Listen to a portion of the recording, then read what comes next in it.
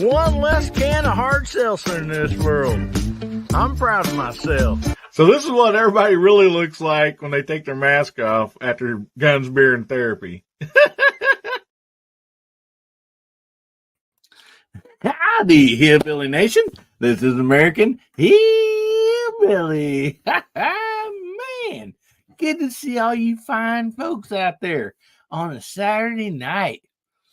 You're not going to want to go anywhere tonight. We have some awesome giveaways. Oh, my goodness. 3 giveaways tonight. Yes, 3 different giveaways. So I hope you guys enjoy the show. Very excited about all this. So glad you guys are out there. I hope you're having a wonderful weekend. And you got to make somebody's day better, somebody's week better. So anyway, we better get started because we got a lot of giveaways to do tonight. So anyway, I'm going to bring up some people that's in the green room, and I'm just excited to have each and every one of them on here and to have each and every one of you guys out there.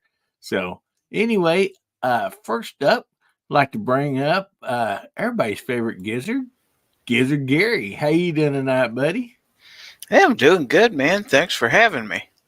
Oh, man, so glad you're here. Oh, we got a fun night planned. Well, thanks so much. And up next, we're going to bring out Moondog Go. How you doing tonight, buddy? Very good. Thank you for having me. Oh, man, so glad to see you. Of course. Now, I'm really excited because we're doing that scope giveaway with CV Live tonight. Oh, man, yes, this is going to be a lot of fun.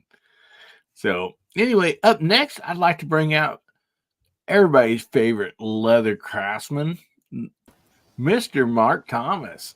Hey, buddy, how you doing? Hello, doing great. Having a great weekend, having a great night. Thank you for having me. Spectacular. That side chat is just rolling like crazy. It is. Oh, man. Trying to keep up over there. So glad you could be here tonight, buddy. I'm going to try to be here for a while. We'll see how long I can stay awake. Well, good seeing you, bud. Well, up next we have Mr. JH586. How you doing tonight, Jamie? Better than I deserve. How are y'all? Oh, doing wonderful. Definitely better than I deserve. I guarantee you that. At least that's what my wife would say, I'm sure. I tell you what, I'm about to pop. I mean, it's Father's Day weekend. Father's Day's not here yet. And I've already been gifted a cake and a key lime pie. And the best. Well, I know she didn't bring that to the green room with you. Yeah. I don't blame you. You know what happens when Bubba shows up late, man. There ain't nothing left. My thoughts exactly, yeah. Well, good to have you here, Jamie. Well, thanks for having me, guys. You betcha. Up next, one of probably no doubt, my favorite voice of YouTube, Mr. DJ. How you doing, buddy? Hey, man, I'm doing great. Glad to be here. Awesome. So glad to have you. Oh, my goodness. I thank each and every one of you for being here tonight, and I'm pretty sure we're gonna have some more people jump on here in a little bit. First of all, we have 3 giveaways tonight, and I'm going to start the banner. This is our usual giveaway. This is for the skinny blue knife. If you want to type in hashtag HBN82, and that will get you entered in actually going to be our first giveaway tonight. And that is always sponsored by the VIPs. And I want to thank the VIPs so much for all they do in support of this channel and everybody else. Just so happy to have them. And I mean, it's a great deal. If you're new on here, you know what the skinny blue knife is? This is it right here. And really nice little blade. So if you've been watching our channel and stuff like that, you'll notice that we have 3 giveaways tonight. We're gonna have the skinny blue knife. Then after that, we're gonna do a Father's Day giveaway, and we'll be bringing up the hashtag for that after we give away the skinny blue knife. But then, last but definitely not least, we did a collab and teamed up with CV Life, and Moondog's going to tell you a little bit about this. And there's not too late to get in that drawing, so we extended the time. So Moondog, why don't you tell everybody about that? Absolutely. So time's running out, though. It's really close. We're going to try to get this in. What you guys need to do if you want to win this Bear Power Scope, and there we go. It is a legit 6-24 by 50 ELR scope. First focal plane scope with a 0 stop. So this is what you need for if you're going to get into doing long distance shooting. I'd highly recommend it. It's great Christmas tree reticle. So you get a chance to win it. All you have to do is subscribe to all of our channels. Everybody you see on the panel tonight. There's a whole list of them. It's actually everybody who was on the panel last week. So go to moondogindustries.com/CVLife contest, and you'll see the complete list of all the channels of all the guests from last week. What you need to do is subscribe to our channels, and send us proof that you have by going on to pressing the button or the link that's on that page, and you can upload your screenshot of each of our channels. Now you have to do it each one screenshot at a time, so you have to do it 10 times to get 10 different entries, but you do have 10 different chances to enter if you do all 10 of them. So that's your opportunity.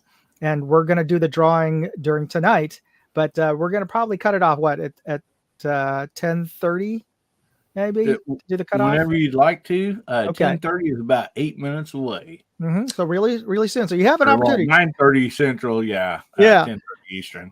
So so I pinned the link at the top for that Moondog Industries. I better make sure that is the right one. Let me click on it just to double. Yeah.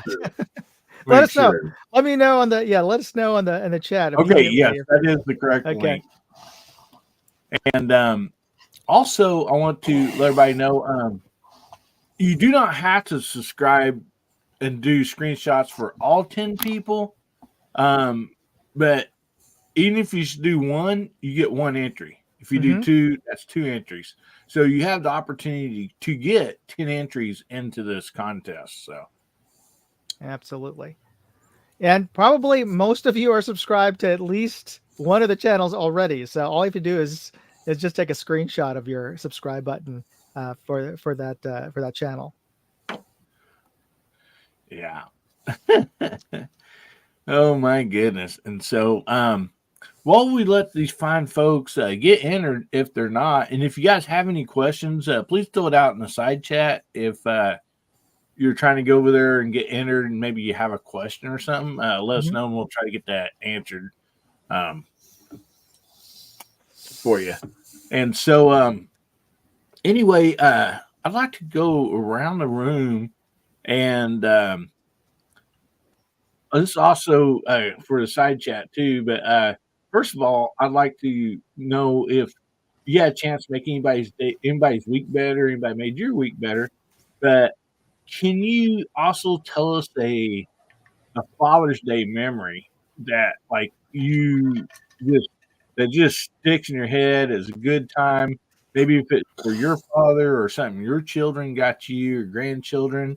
But would you like to share a Father's Day memory? And Gizzard, you want to start with you, buddy? Of course, you're going to start with me. Well, let's see. What did I do to make anybody's day better this weekend? Let's see. Been working. Went and saw my daughter yesterday. Spent today getting things ready for a school reunion and stuff. So tried everything I could to make sure everybody had a good time. And so I would say in that respect, yeah, I think I did something to make people's day better. As far as a Father's Day memories, so many.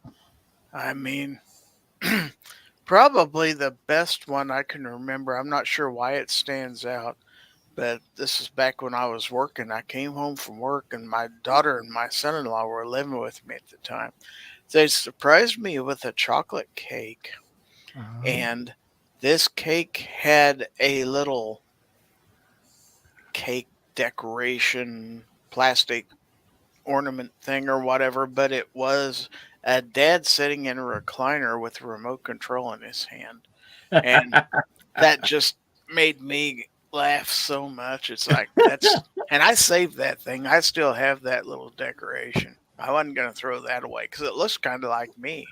So that one kind of made me chuckle a little bit. So, but like I say, I could have named off a couple dozen others, but that's just one that comes out in my head. We'll go with that. Awesome. Well, thank you very much. Good stuff, buddy. So, Moondog, how about you, buddy? Oh, well, what I did this week, yesterday, is I got on a ladder and I cleared off some ivy that was actually was morning glories that had grown up on the side of the house and had started to grow into my daughter's room through, because she keeps her window open all the time and with a screen, Yeah. but it was actually growing under the screen into her room. She just noticed it because her bed's right up against the window. So she said, like, "Oh, Papa, the plants are growing in my room." So I had to go climb up there and I can't believe how much it had grown and how much pollen and other junk had gotten in. So as soon as I pulled some of it off, all of this stuff just got all over me. So I was just covered in all this itchy stuff. So yeah, I made her life better by making my life miserable that day. But that's what dads do, right? So You betcha. yeah, we got to fix the house. Now, as far as Father's Day, last Father's Day, well, actually it's two now. They got me a Mandalorian mug. You know, the Star Wars show, The Mandalorian. So they got me this mug that when you pour hot water in, it changes. This design comes up that it goes from the Mandalorian, and then it shows little baby Yoda or Grogu to be precise. So I like to say that I put the man in Mandalorian. So yeah. Well, that's it for me. Oh man, that's cool. Yeah, I think some of us had a cup similar to that, but I don't think it was a Mandalorian that was on it.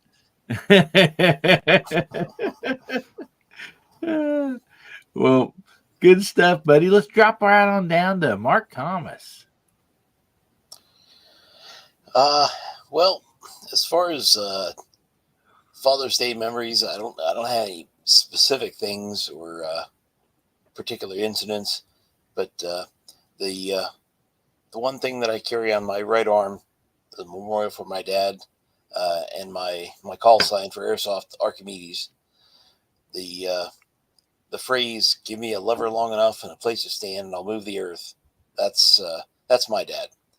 Growing up, building things, doing things with him, that was the thing we did. We used levers, we used gears, we used pulleys, we used wedges, whatever it had to be. And every time we would move something, do something, we would laugh at each other, look at each other, and say, "Effing Archimedes." That's that's my thought of my dad, and that's it. Memory of him. Awesome. Yep. That is great, man. He was that kind of guy. Give him a lever long enough and a place to stand, he would move the earth. That is great. I love it. So, Jamie, you're not first tonight, so you get a chance to think about this a little bit, huh? Yeah, what about that? Guys, my dad my dad passed back March 10th, so it's still kind of fresh on me. But this is Father's Day with my dad. Okay, you get out of church, you go to his house. For the last several years, he didn't go to church because his health wouldn't let him. But all right, he's sitting there waiting for the Braves to come on TV, right, in the air conditioning. Okay, and so, son, will you go out there and grill some burgers and stuff? And I'm like, sure, Dad. So I always got grill duty on Father's Day. And my kids were there too. You know, when am I going to get to be dad for my kids? Well, I got to be your son first, and then I can be their dad. But yeah, we brought them. They ate burgers and dogs and chicken too. But invariably, he had to have homemade ice cream as well. So we're out there, you know. And I mean, it's hot in Georgia in June, guys. I mean, Sure, it is. it's like anywhere else, though. It's hotter in August, but he always made us ruin the ice cream by putting strawberries in it. He was a strawberry ice cream freak, so we always made generally at least 2 freezers, one vanilla for all the kids, and then one for him with strawberry. I'm a chocolate guy, so I would take some of both and then douse it with chocolate syrup, Hershey syrup. So, yeah, always good times. Oh, yeah. Always good times. I miss my dad, and I appreciate you bringing up those memories. Yeah, that's precious. Oh, man. Yes, it is. Oh, so DJ, we're over to you, buddy. Best memory about Father's Day is when my wife gave me a greeting card from both of the dogs. I didn't know that was going to be my only. Yeah, I didn't know that was going to be my only Father's Day card for quote unquote children. But yeah, that brings a smile to my face even now. It was great. She was one. That's some great stuff. That's something I've always done for Ames, my wife. Our children are from our previous marriage, and she was never able to have children. So not only do the grandkids and kids, they'll get her card and stuff, but I always first thing I always do a card. And it's from like our dogs, or whatever. And she just looks forward to it. I mean, oh man, good stuff, DJ. There's Mr. Bubba. How you doing, feller? What's going on, everybody? Hey, Bubba. You might notice the background changed quite a bit. You don't see my bed no more. Oh my goodness. What happened? You was vaping and caught that thing on fire, didn't you? I had too many farts and I just destroyed it, so it's gone. It hit the box spring and the other 2 mattresses on it. It's just gone. I had to throw it away. So we got the reloading bench in here and a couple other things. You might see the thing over to my right. I'm not going to touch it or anything like that. So yeah. So we got something new, which I'm going to be doing a video on that tonight. Since, tomorrow and Monday's my day off, and I actually don't think I have anything planned that I have to deal with this week, so I might actually be able to get a couple videos in. Woo! Awesome. Well, so we're going through the panel, and anyway, for one, I was going to see, like, do you make anybody make your week better? You make anybody else's week better? But also, what's some fond memories of Father's Day?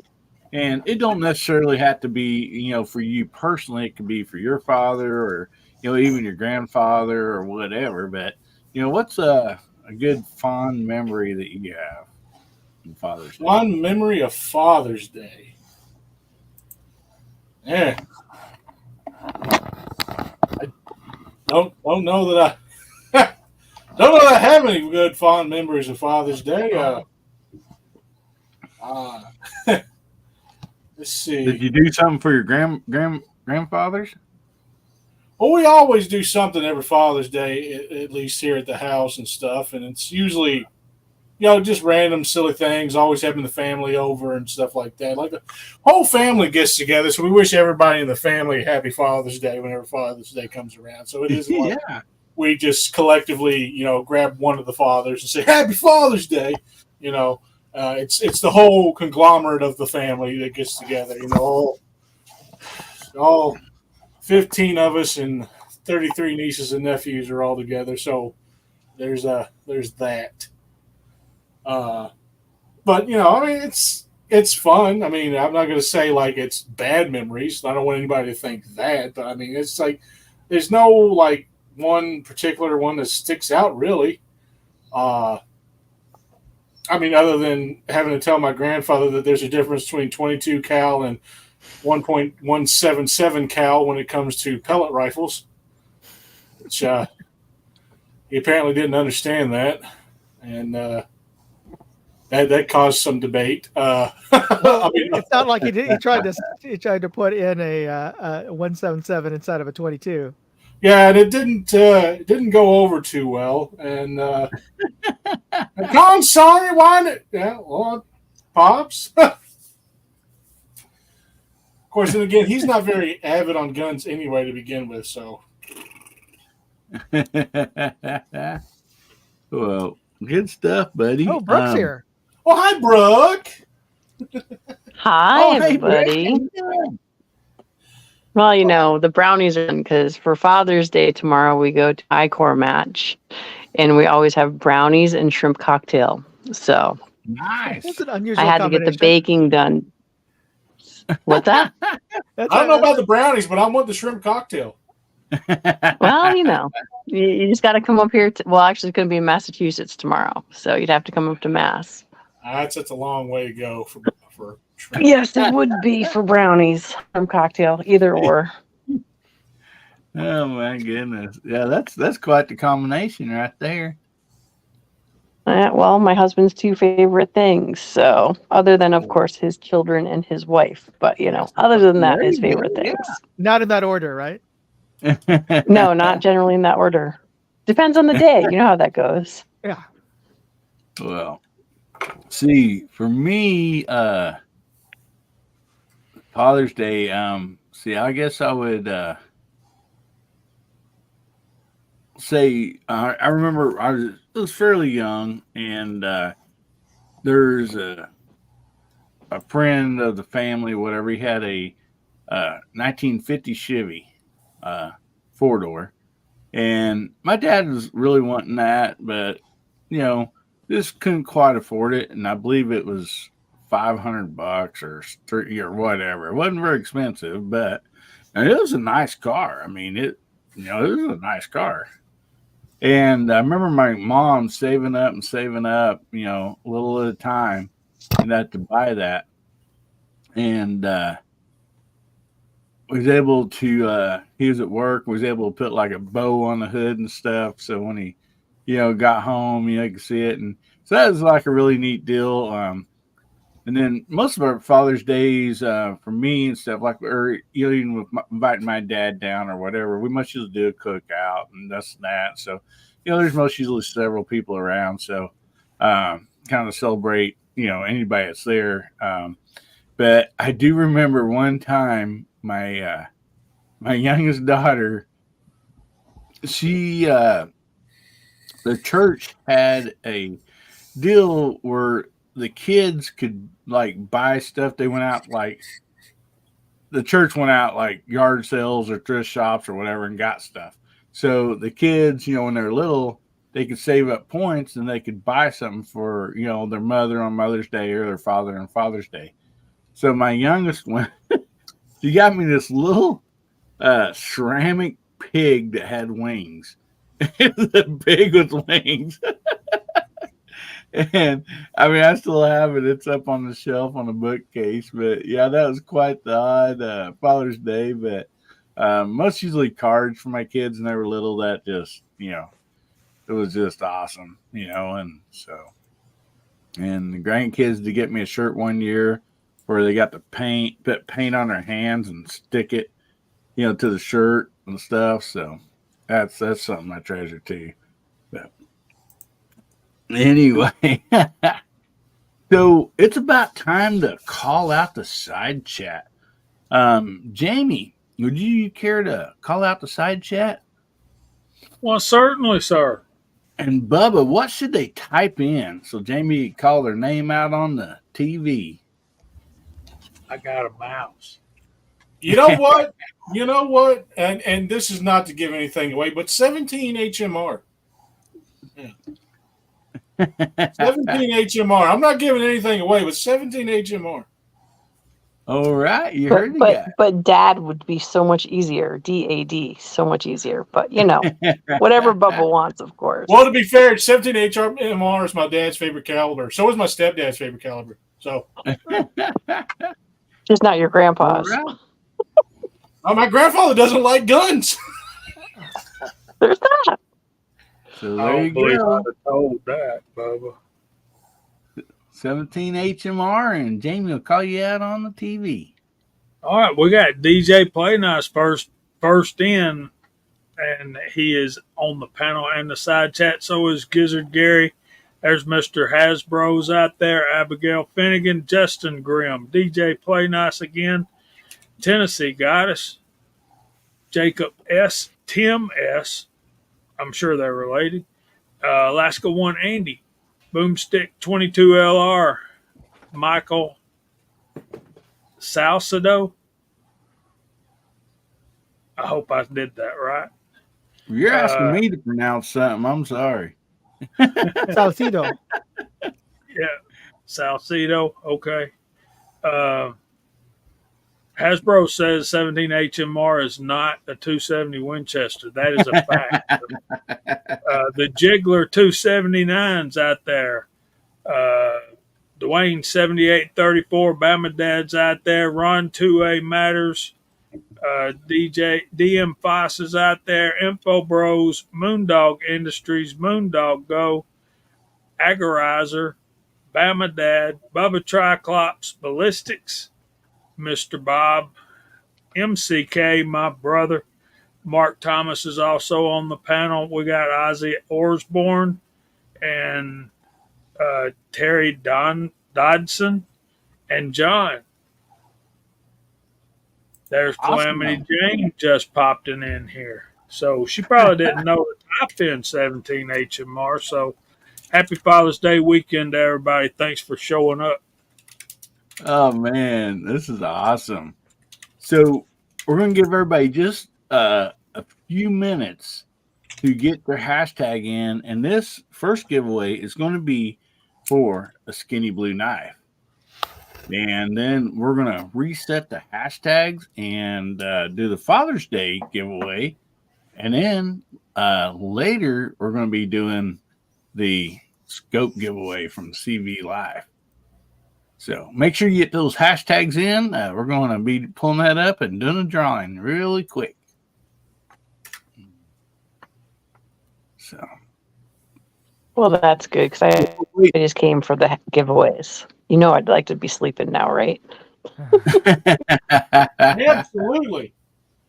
But I will say it has worked. I have actually gotten some subs, so I thank you, Moondog and Hillbilly, for this idea. Awesome. So awesome. That is great. I got a few myself, so I'm happy. Yes, that's just so great. Yeah, and I just want to personally thank Moondog again for including Hillbilly Nation, and everybody into this giveaway from CV Life. We've actually been on a chat together with them, and some very nice people. I mean, just really, really nice. they're listening to what people want and trying to put it out there for a fair price, wouldn't you say, Moondog? Oh yeah, quite so. And yeah, that's really what I know them for in terms of getting really sort of basic accessories and whatnot, and for a very inexpensive price. It would surprise me that they came out with what I would consider a little higher tier in terms of performance for scopes, because I was used to seeing just a really basic 3-9 hunting scope, and this one, was playing in the more complex or sophisticated long range kind of market. Yeah, and I mean, just a quick fact here, like on the scope will be given away tonight. So the elevation, it does have a 0 stop that you can set. So this is really nice for the elevation. The windage does pull out, so you can't accidentally turn it. It does pull out, and it makes adjustment. It's a really nice tactile. It's not the most tactile, but it is a nice tactile. You can hear it and feel it, and so it's a nice scope. It really is. You have a parallax setting here and stuff, and then your illumination. And to be honest with you guys, I mean, this is just not some cheap 3x9 at all. I mean, it's not. It's a nice scope. It's surprisingly good. Sorry if you see me swatting at something. There's a gnat flying around here. Really? Don't talk about Jeffrey like that. Yeah, and it seems like it's right up in here somewhere. So we got 31 entries, and again, this is for the Skinny Blue Knife. This is sponsored by the VIPs of the channel. So let's get ready to give this thing a spin. So like somebody want to do a countdown or something? Oh, we had one last one come in. All right, I got this. All right. All right. 5, 4, 3, 2, 2.5, 6, 1. Go for it. All righty. A few more popped up right as I said that.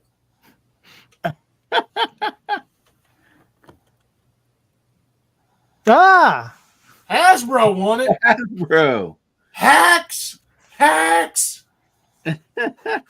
So Hasbro, if you're out there, say something, buddy, because you do have to be present to win on. Yeah, he's there. He was just there. We go.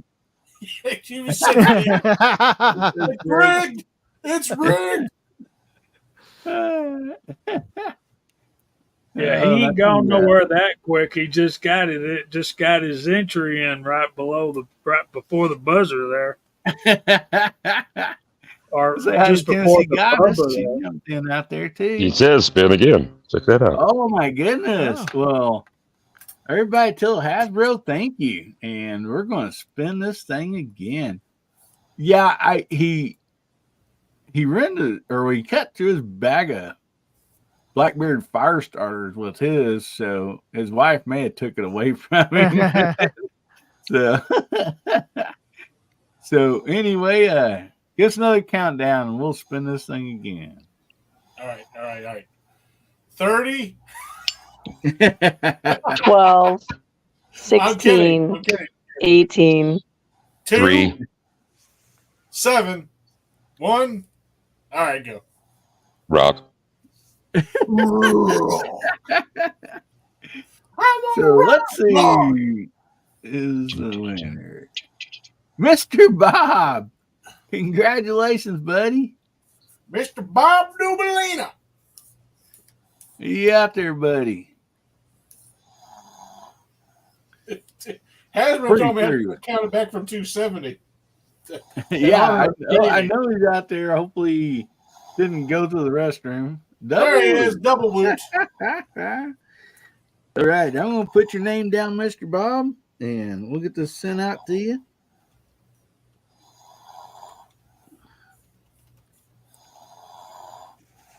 Everybody knows that Mr. Bob is a builder. All right. He can build it. Yes, he can. All right. Mr. Bob the Builder. All right. So, if you guys would like to share something or whatever, I'll get this next giveaway pulled up for the Father's Day contest.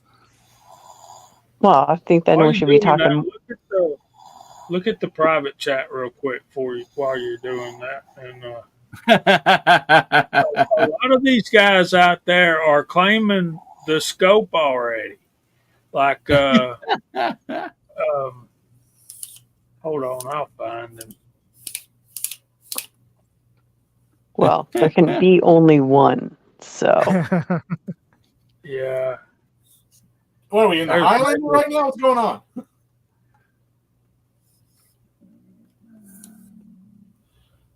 All right.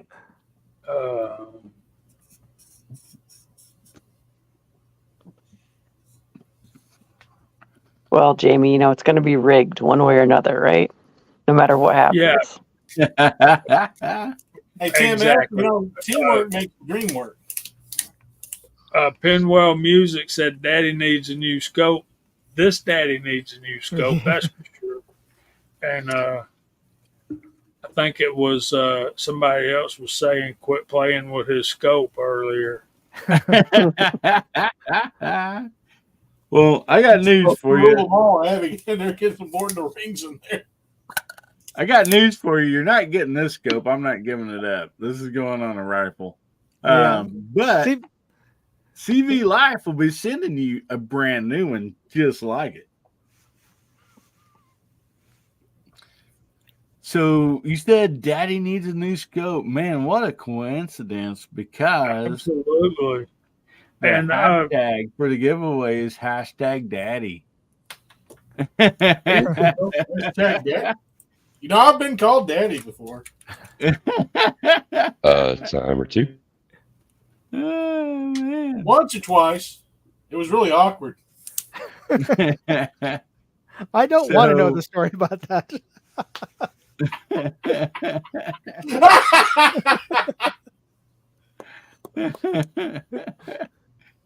Oh my goodness. So,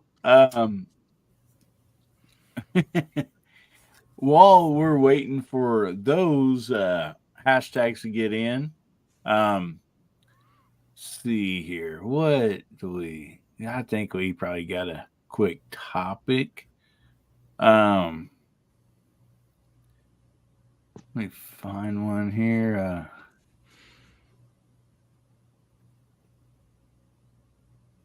Okay, this will be a good one. We'll just kind of go through the panel and the side chat, and I'm not going to fill the banner up because that way everybody can still go ahead and see the hashtags and then get entered.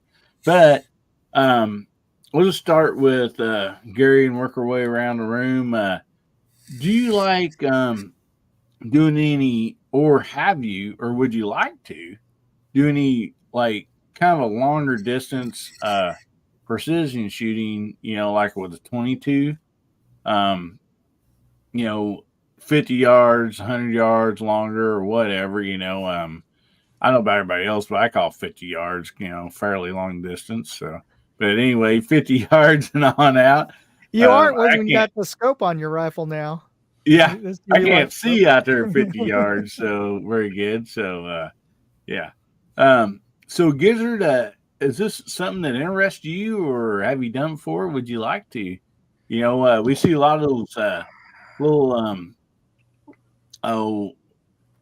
contest targets that a lot of people come out, shooting flies or whatever the case might be, and that's a lot of fun. I've done a couple of them myself, and I expect to do a lot more when I get the scope mounted. So Well, unlike Jed Clampett and Jethro, I can't see flies at 50 yards. So, let alone ricochet bullets off of concrete columns. I'm not good with this scope, but I probably need the practice. Heck yeah, I'm game. Set it up. Let's go. I'm not going to get any better just sitting here. Got to be in it to win it, right? That's right. So, Moondog, I know you've done some of this. So, is it something that you like, or? Oh yeah, my club regularly hosts 100-yard rimfire bench rest matches, and we aren't as strict as some clubs where they have specific tiers about how you rest your weapon. We haven't gotten that many entries that we've had to segment out, but some clubs there's different categories of whether or not you're bag rested versus bipod versus rifle rest. But we host one about once a month at 100 yards, and we do light rifle matches. Those are unsupported at 50 yards. But I'm with you guys. My eyes, I can't see the target at 50 yards well enough. It's just this kind of blurry black dot there. So I don't know if I'm right at the center or to the left. That's why I've started putting magnified optics on all my rifles now, because my iron sights aren't useful past 20 yards anymore. To be perfectly honest. But I know some folks who are even shooting further than that, like Pursuit of Accuracy. I don't know if you've seen his channel. He's on the chat. He pushes out to like 300 yards with his 22, which is amazing. But you can. He didn't get that 22 rifle at Walmart either. Yeah, no, not at all. Yeah, it's neat. He's a great channel. I've watched his stuff quite a bit, and yeah, it's a lot of fun to watch that. I'd like to get into shooting that, but the nearest range, the farthest range distance that I can shoot at is 200 yards. But that range is like an hour, 15 minutes away from me. So I'd rather just go to my local range, just like 30 minutes away, and shoot at 100 yards. Yeah. Cool. Well, we drop on down to Mark, but you still with us, buddy? He may be out of it after playing airsoft all day. Yeah, and sitting in that nice, comfy, easy seat there he's got. So I don't blame him. I'd fall asleep too if I was in that. I mean, I'm going to be in trouble because I'm probably going to be buying one for myself here in this room. I ain't got a bed here anymore. I don't have a bed in this room anymore. I might be putting me a little bit lazy boy sitting here in front of it. Yeah, Bubba put that on top of a Easy Go so he could drive it around the house too. Well, speaking of which, I don't want to take away from everybody else's thing, but I never did get to say if I made anybody's day better, but I didn't get to say this whenever I was in the hospital, right? So whenever I went to leave, I astonished the nurses with something, and it made their day better because it made them laugh hysterically. And I didn't get to share this. At least I don't think I did. If I did, please stop me. But one of the things I told them whenever I went to leave, they said, well, is there anything you would like to take with you? I said, yeah, can I take the bed? And they were astonished because everybody always complains of how bad the beds were or whatever. And I was just like, I want this bed because this thing can full on recline or lay straight back down. And that would be perfect for me at my desk. I said, this would just be absolutely perfect. Can I take this home? And they laughed hysterically. At least 5 of them in there with me talking to me about random stuff. And the doctor just bursted out laughing. So at least then I made somebody's day better. I don't have one for this week, but I figured I'd share that. Awesome. And good to hear you're feeling a lot better, buddy. That's great. Oh, yeah, a lot better. Well, awesome. So, Jamie, we're over to you, buddy. Hey, man, back when my son was young and I was coaching a lot of ball, we taught the kids to shoot 22s, me and my assistant coach, Eddie Skinner. He was amazing to me. He's the first guy I ever saw pick up wheel weights, cast a bullet, load it in a with one of those Lee things that you carry around with you, one of those Lee loaders, and shoot it. I mean, whole thing. I mean, he'd load it, melt those things, and melt wheel weights right there in front of the kids. Load it up, shoot it. 250 is what he shot.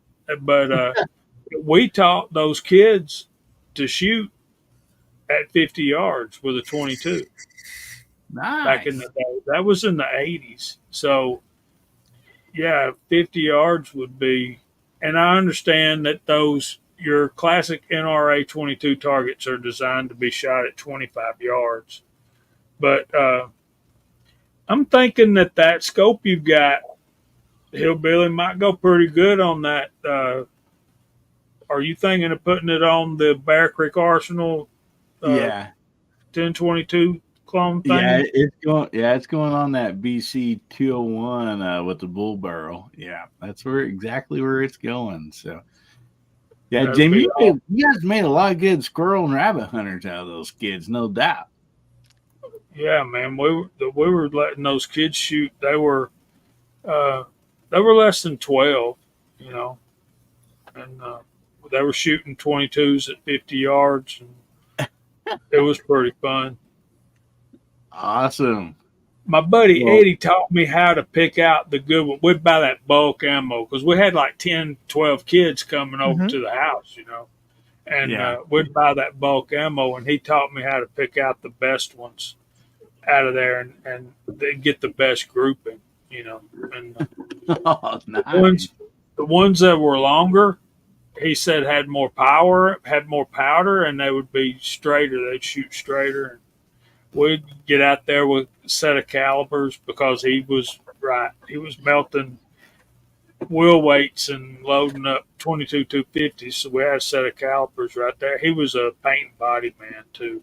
Really cool guy, but we lost him. He's no longer with us. So man, yeah, miss him a lot. Awesome. Well, guys and girls, to get entered in the Father's Day giveaway, which is the skinny blue knife and the skinny black knife combo, make sure you get your hashtag in, Daddy. And we're going to go on over to DJ and then down to Bubba, and I'll be right back. DJ. All right. So I'm picking it up from where? Does that okay? Would you like to shoot further long range 50 yards and 100 yards with 22 LR? I know that I could do it. I can't do it accurately, so I guess I'd be interested in some brush up on that. Actually, 50 is about the only time I ever thought myself to be even competent. So I need to settle down quite a bit from that view of my adolescence, I'm sure. Yeah. So taking a task, definitely put some work in on it. All righty then. All right, I guess it's my turn. All right. Well, around here in Kentucky, you got so many daggone trees when you're going to hunt and stuff like that. It doesn't really make much sense to shoot past 50, 75 yards for a lot of stuff, squirrels and regular varmints and stuff like that. You really don't have that many open range whenever you're going on hunts or anything like that. But as far as long range shooting, I have pushed the 22 out to about 175 yards. That's about as far as I've gotten so far. And it was about a 1 1/4 inch group. Wasn't too bad. Oh, that's pretty good. I wasn't shooting match ammo either, so it was doing pretty good. I was doing like CCI standard and stuff. But I do like to shoot long range. It's a lot of fun. And ever since I've gotten into reloading and stuff, trying to get the best shot out of your rifle that you can, even though you can't really reload 22. I mean, you can, but God, that's a pain in the neck and costs more money than just buying the daggone ammo.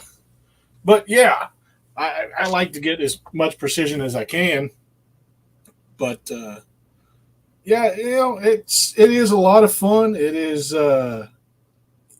taking your time to shoot, I think, is sometimes more invigorating than just randomly shooting. You know, plinking's fun, right? Plinking's always fun. Going on a hunt's always fun, right? But being able to dial it in, get your rifle and know your rifle and where your bullet's going to aim and your point of aim and everything like that, getting that scope dialed in for that perfect shot at a long range is always really nice. So it is a treat. So I would prefer to shoot even further than 175, but it's again, it takes practice and it takes patience. And I have ADHD.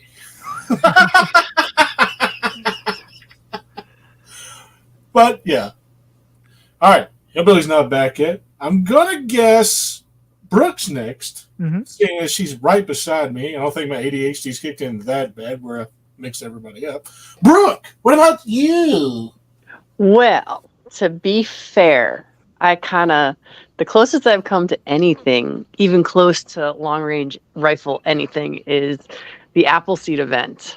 And so I don't know how many of you guys have been through that, but it's pretty stinking awesome because it takes your marksmanship and the history of the revolution and pushes it all together. And so it's super fun.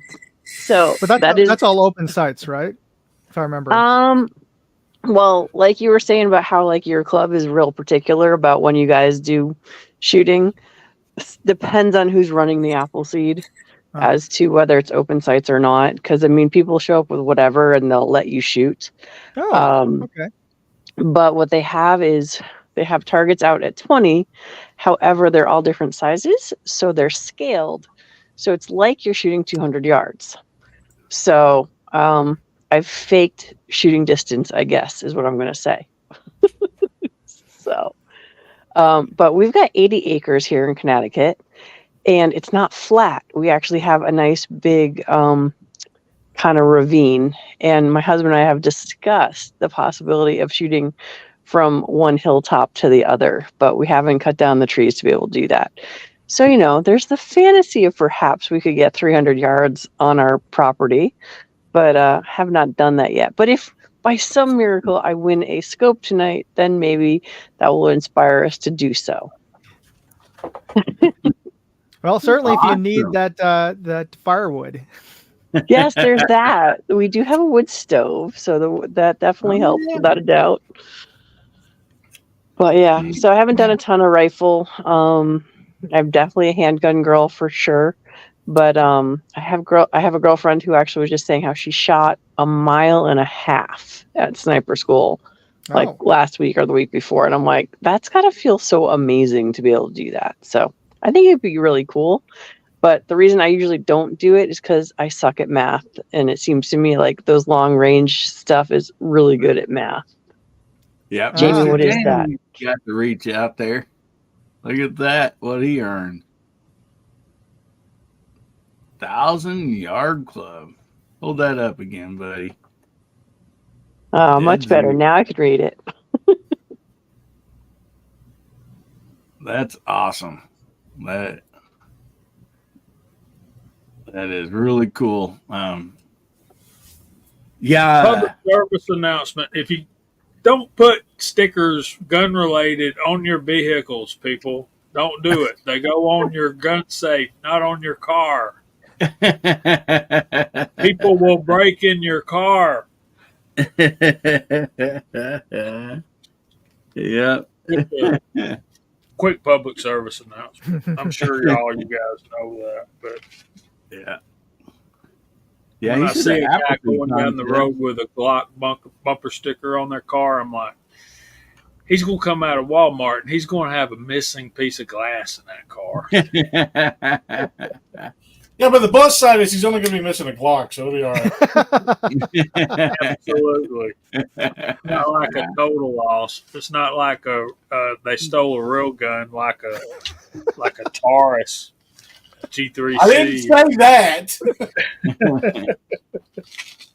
I did, man. I'd rather have a Taurus than a Glock, but that's just me. You know, people talk bad about it's kind of like that scope we're talking about tonight. You know, I think we all got a certain mentality about certain gun stuff, and I think I'm trying to say this politely, and I don't know how to. You know, we can all be a little bit of a gun snob about certain things. Yeah. And Taurus and CV Life Scopes are pretty much at the top of the list. But, and I know there's some guys that's had some real nightmares with Taurus stuff. And, you know, they're hit and miss at times, but I've never had a problem with anything Taurus. I'm a dad loving it on his Glock, so I'm gonna let him sit there and rub on those. And I'll say the same thing. I've not had any trouble out of my Tauruses, but I've had a lot of trouble out of my Glocks. But I've had people tell me they've had a lot of problem out of their Taurus and no problem out of their Glocks. You know, it's just, I think I think I've said this before. I think every manufacturer is now a 50-50 shot. Well, I literally think it's a 50-50 shot nowadays, whether or not you're going to have some person who's just like, oh, I hate my life right now, or I hate my job right now. And they just like, they're the quality check guy. They're just like, send it. Mm-hmm. You know, like everything has that 50-50 shot, right? Like Discovery, there's a lot of stuff that isn't that good from Discovery, but sometimes you find the one that's just like, oh my gosh, this is amazing. Just like with Fiatchi. Fiatchi's got a lot of stuff where it's just like, all right, this is garbage, this is garbage, this is garbage. Now, I've bought this one before and it was garbage, but this one right here that I just bought is great. And they came the same day. What's going on here? And that's the thing. It's 50-50. No, it's not. It's not. I respectfully disagree, Bub. There's certain brand names of guns that you buy out there, and you're not going to have to worry about them. You know, I mean, let's be real, guys. There's everything that's mechanical will break eventually. If you use it long and hard enough, you're going to have trouble with it. And Bama Dad, you know I love you, and you know I love my spaghetti revolver too. So you know, just chill, brother. It'll be all right. And you know, it's like I tell everybody, you know, either if it's an optics company, firearms company, or whatever, guess what? There's humans that work there just like me and you, and we all make mistakes. You know, some maybe a little more than others, but we all make mistakes. And so, you know, you have to also take that human factor in there, and which I believe is, I'd rather have a human working on my stuff than robots most usually. But anyway, you are going to have some, you know, some problems with, you know, different stuff, because it's just nature that you're going to have. Something's going to miss somebody, you know, somewhere, if it's, you know, on the manufacturing line, or if it's on quality check, whatever. But then also you got to look at the company, you know, what do they do about it? You know, they stand behind their stuff. Mm-hmm. You know, that's another big thing. And yeah, I've heard it said many times, the best warranty is the warranty you never need, which is true.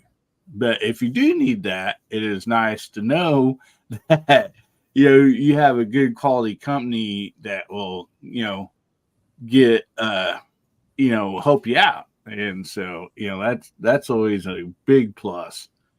And guys, we had 36 people entered in the giveaway for the daddy, for skinny black knife and a skinny blue knife. And this is the Father's Day giveaway.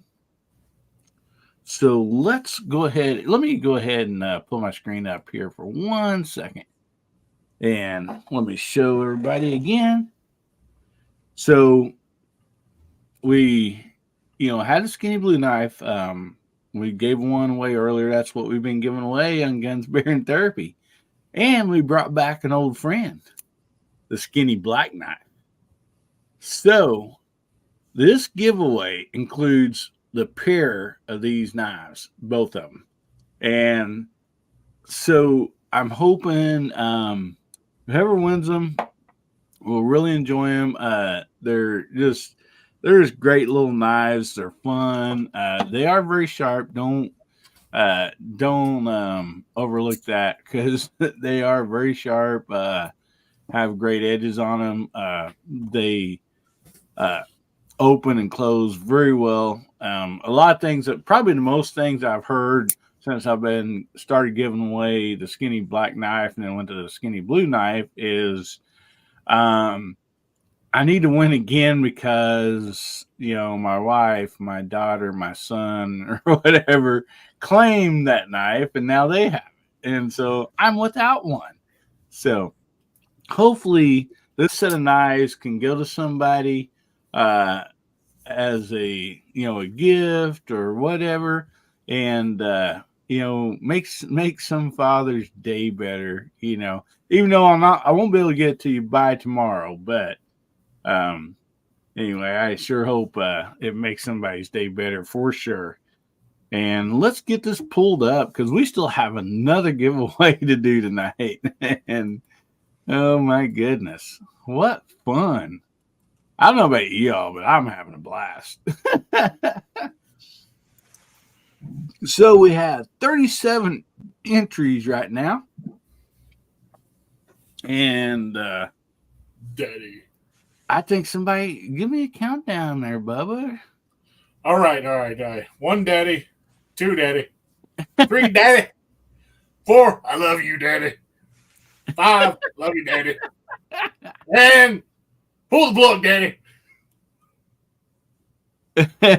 Okay, let's see who gets to win tonight's Father's Day giveaway. Dwayne! Congratulations, buddy. What a good guy he is. Man, Dwayne is a great guy. So, Dwayne, if you're out there, say something, buddy. Dwayne in the membrane. What's going on, buddy? You there? I mean, I have to admit that it's been hard if you got to take a bathroom break tonight because you're doing 3 giveaways tonight and you got to be present for each one of them. So I thought for a moment it was going to be Moondog. I'm like, we wouldn't have to wait to verify it was here. So there's that.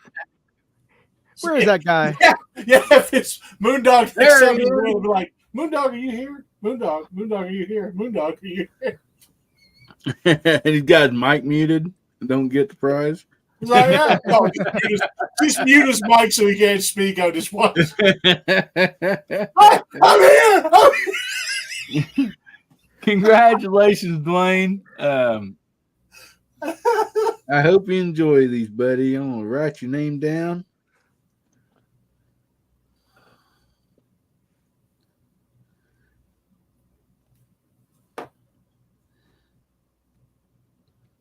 Awesome.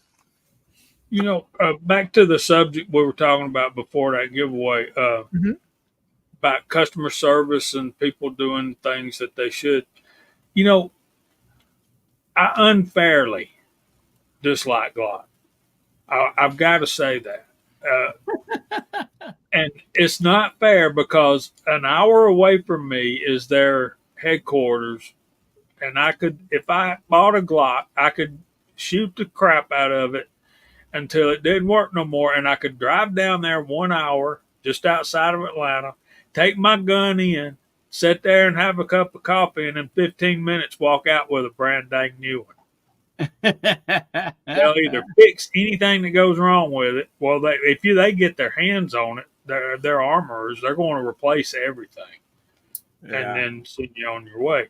Not just that, but about 2 more hours down the road is the Taurus plant in Bainbridge, Georgia, and I could drive down there. That'd be an all-day thing, obviously. 3 hours one way, 3 hours back.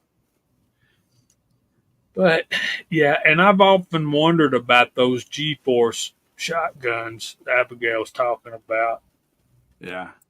Anybody else got any experience with G-Force shotguns? I have their knockoff made, right? Yeah, I have their knockoff, the Cobra, their Emperor Firearms version. They're off-brand company. I have their 12 gauge hanging up over there, and it actually runs pretty good. but it's in an AR-12 platform, so it's like semi-auto. But other than the magazines, like having some issues with the springs right now, but after it's had a couple rounds on it for a couple months, it's been fine. Like you have to break in the magazines, but other than that, I mean, it runs low brass. It runs that cheap estate Winchester crap that you can get at Walmart, like 15 cents a round shotgun rounds. Yeah, so I mean, it's fine. I don't know about G-Force themselves, but their off-brand company Emperor Firearms is fine. So I don't know about G-Force. That might actually be another thing I might grab, because I think they also make a KSG clone now. So I might be picking one of those up for 20 gauge. Yeah. So we'll find out. Abby, that might be the next project I have after I get done with this current one. Somebody cloned the KSG. Oh, interesting. Yeah. Not too far off from that, I have a Black Aces sitting back here. Bullpup semi-automatic, and I'm fixing to do unboxing review on that. And actually, we're going to be putting a scope on that thing even. But I just threw 3 rounds of Winchester white box birdshot in that thing. 3 rounds, and it ran all 3 of them. So that's only 3 shots I put through it. So I was surprised right there, because that low brass, white box is there's I shoot a lot of trap and skeet and stuff, and there's really nice quality guns out there that sometimes might not run that. So I was kind of impressed for those 3 rounds that I shot. Yeah, white box is notorious for that. Mm-hmm. Notoriously underpowdered. Yeah, but we'll see. We're going to be actually doing videos on that this coming week. So anyway, there's also the Anubis firearms. If anybody's tried one of those out, because they've got the semi-auto version that's kind of a Benelli-ish clone, the Benelli M4 clone, and then they also make a bullpup like Black Aces and the not the KSG. It's the other bullpup 12 gauge. Anyway, but they make a magazine fed one too. It's another knockoff clone. I haven't heard anything from Anubis yet, but that might be another one I might try. But I've got so many 12 gauges now, I'm about sick of them. So if I can find one in a 20 gauge, I'll grab it in a heartbeat. But when we was talking about guns there a while ago, I don't know if anybody's seen Garage Guy's video out today. He was not able to make it on tonight because he's got company, but he has several Tauruses. And, today he was showing like 3 revolver Tauruses that run just great. He's never had any trouble with. But this latest one he's got, he shot it, and the spent shells won't come out of the cylinder. Oh. And he thought it was out of timing or whatever. He sent it back. A 2-week turnaround. He got it back. They put a new cylinder on it, a whole bunch of new stuff. If you watch his video, he talks about it. So he took it out and tried it. Same problem. They take a rubber mallet and beat the spent shells out of the cylinder. I think it has to do with the integrity of the cylinder itself. I think the integrity of the cylinder, it might be too wide, and those cases aren't properly supported. So they're flanging out a little bit too much, and they're getting stuck in there, and that's why it's doing that. And the repercussion of that is also messing up the spring inside that ejects, the ejection spring. So I think that's what the problem is on that. I think the cylinder itself is just garbage. I don't know that it would be the gun itself, just the cylinder product itself is just made out of something and is out of spec as far as the dimension is concerned for the rounds. I'd have to look at it myself to see, but I'm pretty sure it's probably off by like 2 thousandths, maybe even 3 thousandths off on the inside of each one of them. At least because he got to shoot 2 and it skipped 1, and then he had to take the cylinder out and move it over 1, and then got to fire the next 2 of the other 2 cylinder, and then had to pop it out again. So there's at least 1, 2, 3. there's at least 3 to 4 cylinders in there that is not firing correctly. At least 3 to 4 that are out. Yeah. There's I can, multiple kinds of ammo in here. He was just using regular, what was it, Winchester or Federal White Box? Yeah, Federal White Box. He was using the same ammo, I believe, that they said they test fired 16 rounds out of. So he wanted to use the same ammo. And they didn't fire it out of that cylinder. I'm telling you that. Yeah. But I mean, personally, I have a couple Tauruses and a couple Glocks. I've never had any trouble with them at all. So I mean, it's just, just how it is. Sometimes it just don't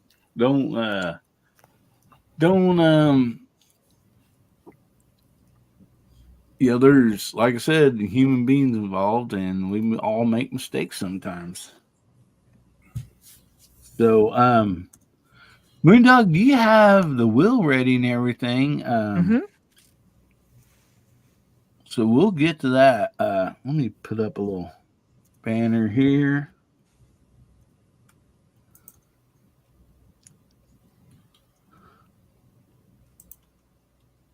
Alrighty.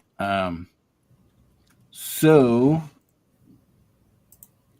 we want to thank CV Live and Moondog for tonight's giveaway, third giveaway, and it's going to be this awesome CV Live scope.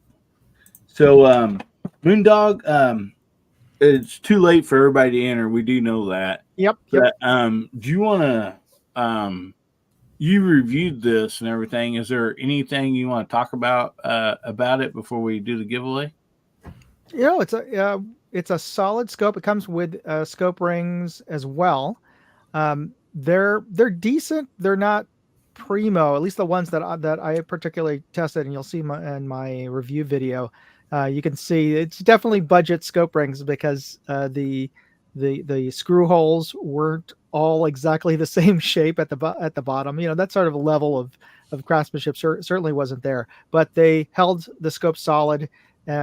And in my range visits, and testing, it held 0. So I had no complaints about the scope, and I think it's about on par, maybe with like the first gen SH4s in my memory now, maybe about in terms of clarity and of the glass. So it's remarkably good for a budget optic. And at, I think, what is it now? It's about $250 retail. I'd have to double check on Amazon, but yeah, it's not an exorbitantly expensive scope, but for what you're getting, it's really good. All right. Michael out there said, "Dang it, Hillbilly, quit touching my scope." Awesome. It's really amazing how cheap good scopes or decent scopes, because there are better scopes out there, but I remember growing up, the scopes that we grew up with, that they weren't even as good as this. Then they were like premium scopes, and the scopes you can get now for under $500 are just amazingly good. All righty. So how many entries did we end up with? 130. 130. Yes. And we will say this before the spin. It was told on the videos and everything. You do have to be present here tonight to win this. And then plus Moondog will put out his email and stuff. You need to send your information to him. I need a ship to address for starters. Yeah, your channel handle name, what's on the screen tonight, the shipping name, and the shipping and the address you want to ship to. So anyway, we figured we'd just go over that real quick before we get this thing a spin. So Bubba, you've been counting them down all night. Would you like to count down for Moondog to get this thing a spin?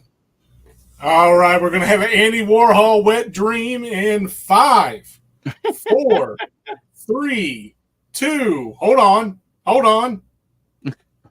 Do it.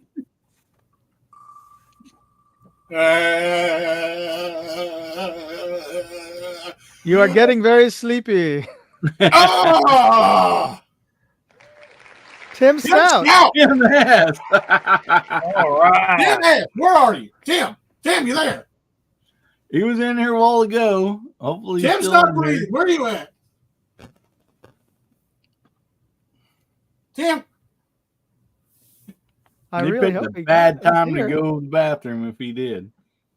Which way did he go, George? Which way did he go? Ollie, Tim Ollie, Ollie. S. It's Yeah, west there, of buddy. Mexico. Hell, you think he's There he is. Hey! He's there. He's such so sweet. All right, Tim. I'll contact you via the email that you submitted when you uploaded your screenshot. So congratulations.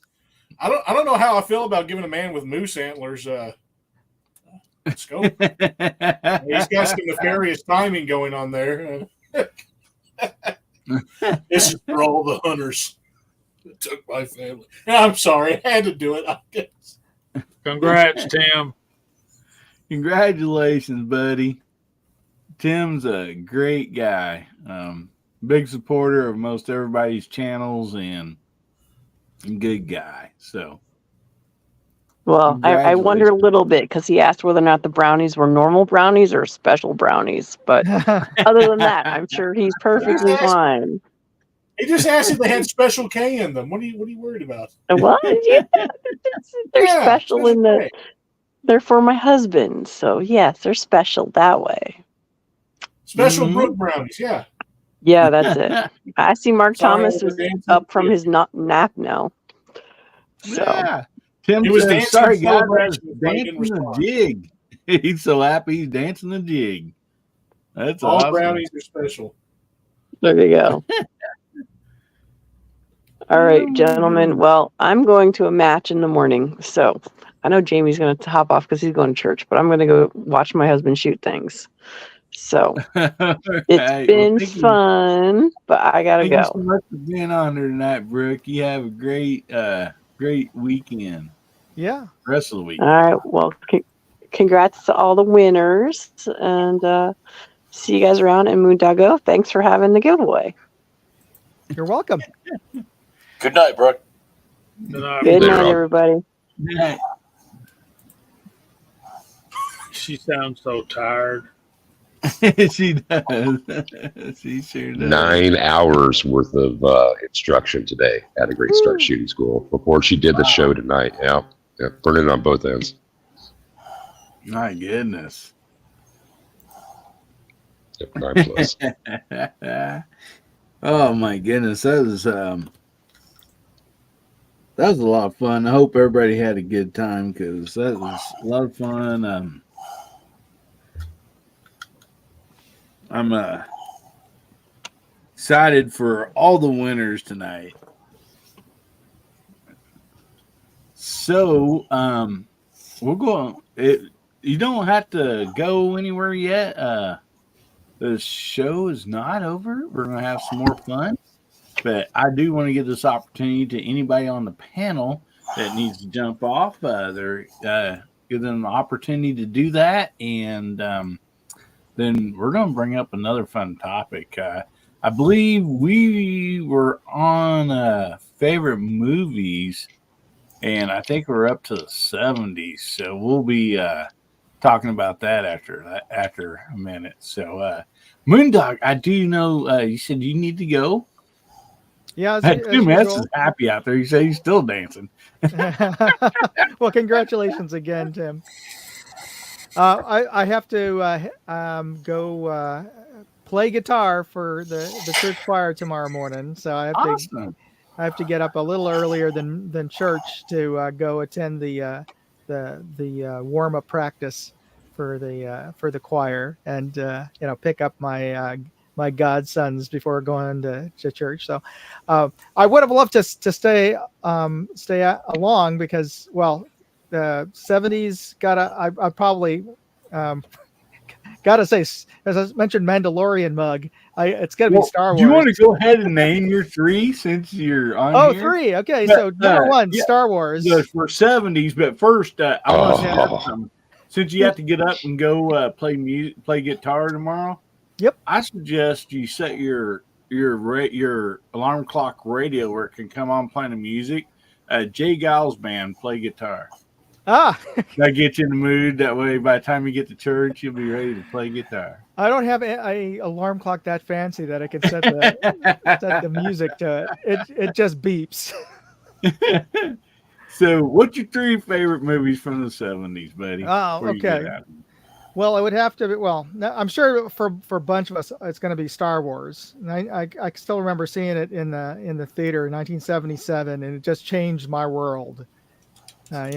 Being in I must have been second grade, maybe third grade when I saw that, and I just spent the rest of the summer drawing X-wings in my notebooks. So now, was that outro for the credits? Was that the very first outro of that kind? Where it's going flat out into space. No, they took that from he took that from Buck Rogers, I believe. Okay, yeah, Buck Rogers. Yeah, so I mean, the whole spirit of Star Wars, came out from him growing up and watching Buck Rogers with Buster Crabbe. Yeah. And Flash Gordon. Yeah, these are Flash Gordon that had that crawl. So yeah. A bit of trivia was that he had to pay the Directors Guild because there was a long-standing rule that before any movie would come up, you had to list all the credits of who's the director, who's the writer, and Lucas wanted to have the crawl and have the movie start because he wanted to set the food right and have people in space. So he intentionally did not have the credits at the beginning of the movie, and it was they penalized him. I forget, it was like maybe $100,000 for that, and he said, "Screw it, I'm out of the guild." After that, he paid up his money, and then he was out. Right, so that's the other bit of trivia I remember. So Star Wars, I'd have to say, the other one would have to be Jaws. So that'd be Spielberg. And oh my gosh, 30s, 70s movies. There's a bunch of them, but those are the 2 that really that stick out. Oh, I know, and I might be wrong. This might be 60s. Zordoz. So I don't know if any of you remember. It was this post-apocalyptic sci-fi film with Sean Connery in a thong. So if that doesn't stick in your mind, I don't know what will. But that movie, I saw it when maybe I was 5 years old or 6 years old. My mother took me to the theater because she wanted to see it along with her girlfriend, and so she just drugged me along. But it frightened me because in the beginning of the movie there was this giant floating head, which was supposed to like a 30-foot head. That was it. Just I had nightmares of that when I was a child. I'm not going to say it's my favorite movie, but it is a movie that will always be in my mind from the 70s. Well, awesome. So what you got coming up, Moondog? Oh, I'm trying to get all of as many reviews as I can before my big airsoft event that Mark Thomas over here is going to be one of the COs for one of the warring factions for the event, and that's coming up in 2 weeks. So that's coming up real soon, and so I'm trying to get all the details. So if you are anywhere in or around Pennsylvania, in eastern Pennsylvania, come out for the biggest airsoft game probably in the East Coast. It's a charity event for the Juvenile Diabetes Research Fund. It's Operation Bad Blood, and I hold it every year near Scranton, just north of Scranton.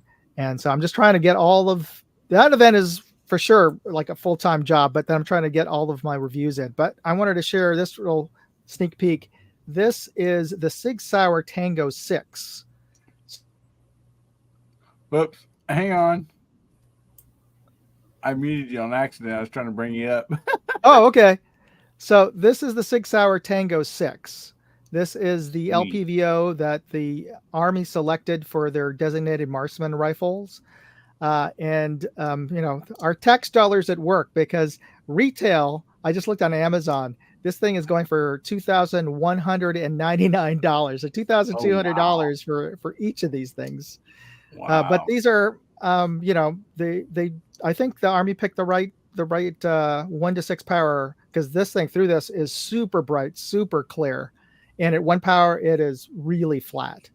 I like this better than the Vortex Razor HD Gen 3, which is a 1 to 10, because this is nearly as sharp at 100 yards as that. Certainly, you're losing some resolution because it's a 6 power versus a 10 power, but the eye box is a lot more forgiving than the 1 to 10, and it doesn't exhibit the distortion fisheye that the Razor does as much as this one. So this is a really nice scope. So I'll be posting up a review of that at the end of the month. So that's what I'm working on.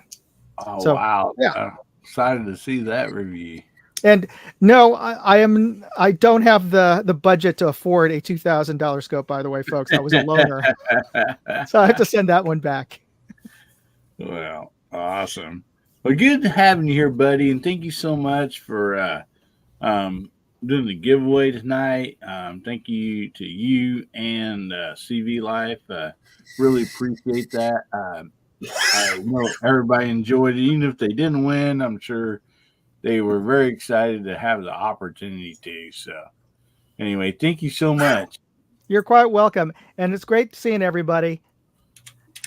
And thanks everybody for participating. And congratulations again, Tim.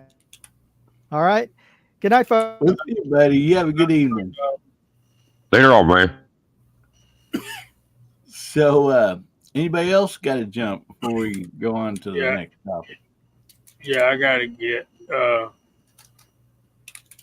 70s movies are, man, there's a lot of great ones. And a lot of good Westerns there too. But I'm going to do something that I don't usually do. I'm going to leave out the Westerns because, and I'm going to start with an honorable mention. Carrie. Do y'all know the movie Carrie? Oh yeah. Okay, that's my honorable mention. Number 3 would be Dirty Harry. Clint Eastwood. Number 2, let me see. I'm torn between number 2, and I don't want to give away all the good ones. I'm going to go with number 2. My number 2 is Jaws. Jaws, good one. And Swim. And my number 1 would be The Godfather. Oh, another great one. I hope I left all of y'all something good to think about. Plenty of other stuff out there too. So, man, thanks for having me, Hillbilly. A big time fun night. I love giving other people's stuff away. Yeah, it is a lot of fun, isn't it? It is. And you talking about a fun, making somebody's day better, somebody's week better. Winning a prize certainly fits that bill. So y'all go to church somewhere tomorrow and remember your fathers best you can. And check us out Friday nights, 8 o'clock at Georgia Shooting Connection, followed closely by Foul Territory with Gizzard Gary. And man, thanks. Thank you so Good night, much, y'all. Jamie. Good night, buddy. We'll see you. Go easy, man. Good night, Jamie. Hey, I'm going to go ahead and chase him out the door, too. I'm about to fall asleep. Mark, what do you got coming up, buddy? I don't know. I got a few leather projects, some other things going on that just got finished up. But boy, they beat me up at Airsoft tonight. I'm tired. I'm gonna go to bed.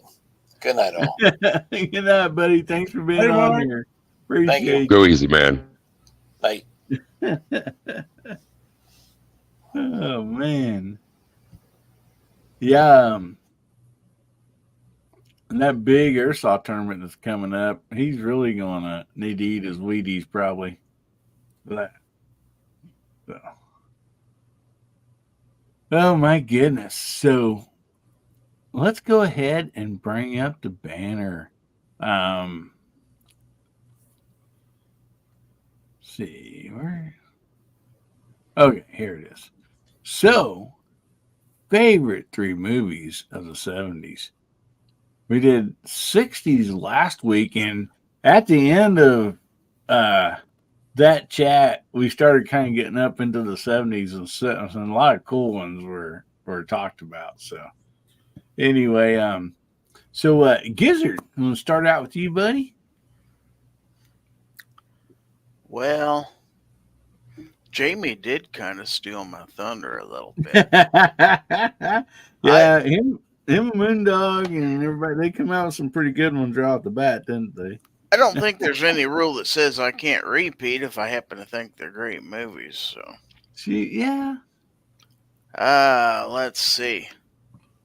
But as far as favorites from the 70s that I like to watch over and over, a couple of them have been brought up in the chat. One of them is really a weird addition to this list, but I've got to put it on there because I keep watching it over and over.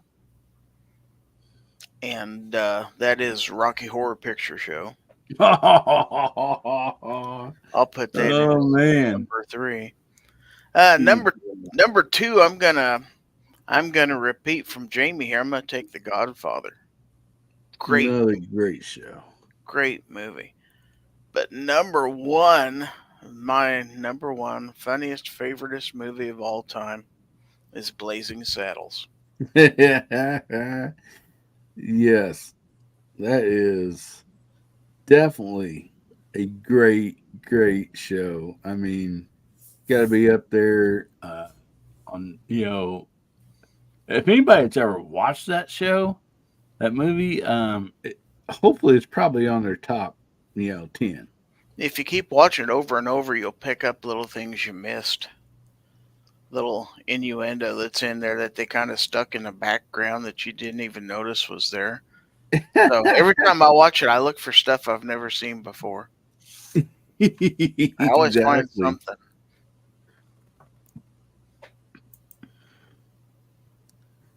But that's mine. Yeah, that's some good stuff right there. So, DJ, we'll go drop on down to you. I'm going to slide it right over to Bubba.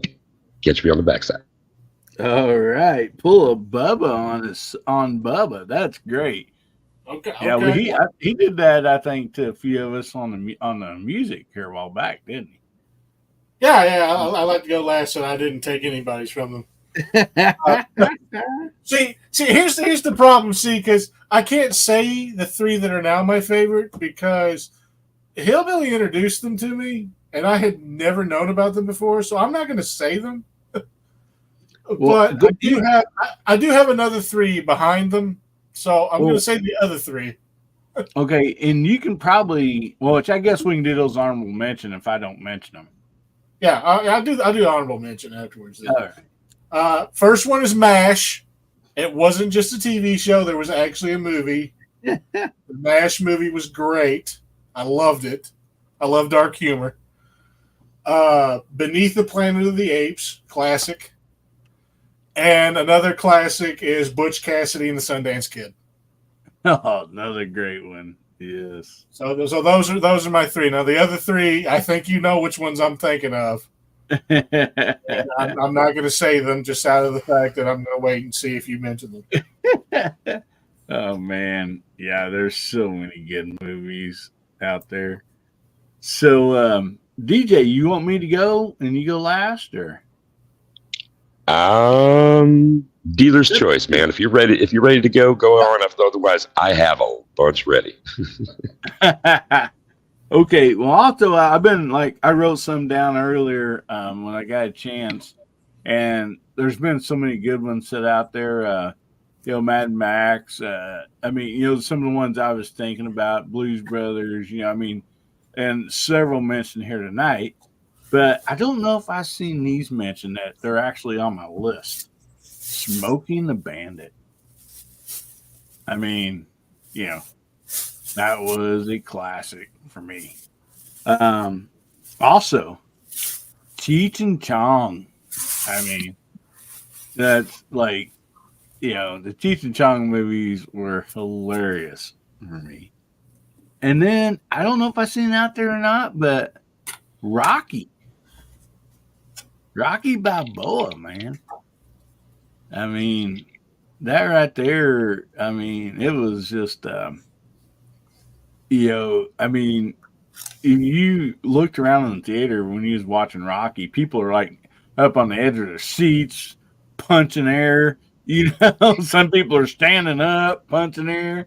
Go Rocky. I mean, it's just what a like an adrenaline. A movie that just brought you into the movie.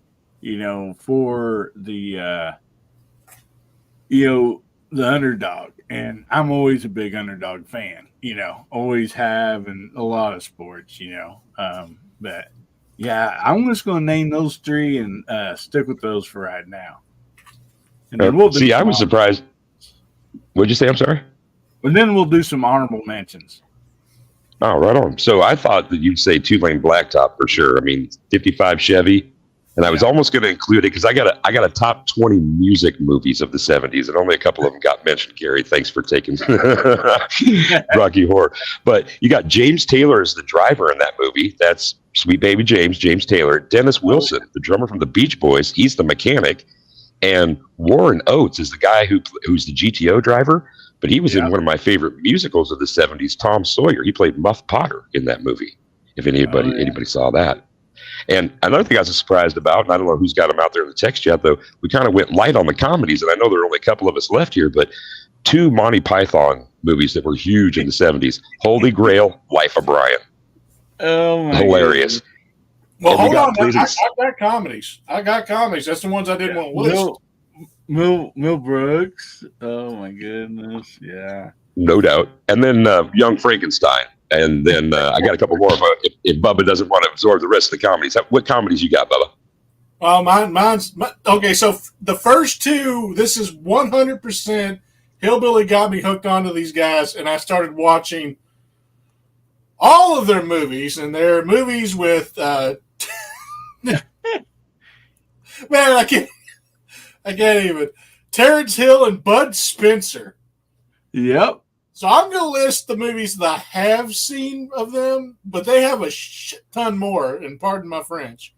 They Call Me Trinity. Trinity is Still My Name. All the Way, Boys. My Name is Nobody. Henry Fonda's actually in that one. Yeah, there's a lot of good people. Watch Out, We're Mad. There's a bunch of other ones that were really, really funny. Crime Busters was hilarious. Oh, man. Oh, what a great duo. They have so many. They have so many that I have watched. And it's 100% Hillbilly's fault that I know these people's names. And I have not stopped watching their stuff. There has not been, I don't think I haven't seen all of their movies. I literally think there might be I even watched Sons of Trinity because I was just I'm curious. But I've literally watched, I think, literally every Terrence Hill and Bud Spencer combo movie there is. Yes. With the exception of the ones that are all in Spanish and not been translated to English. Yeah, my wife had bought me it'd be a box set, but I guess is what you call it. But it was the 3, My Name is Trinity, Trinity is Still My Name, and My Name is Nobody. So I have all 3 of those on DVD.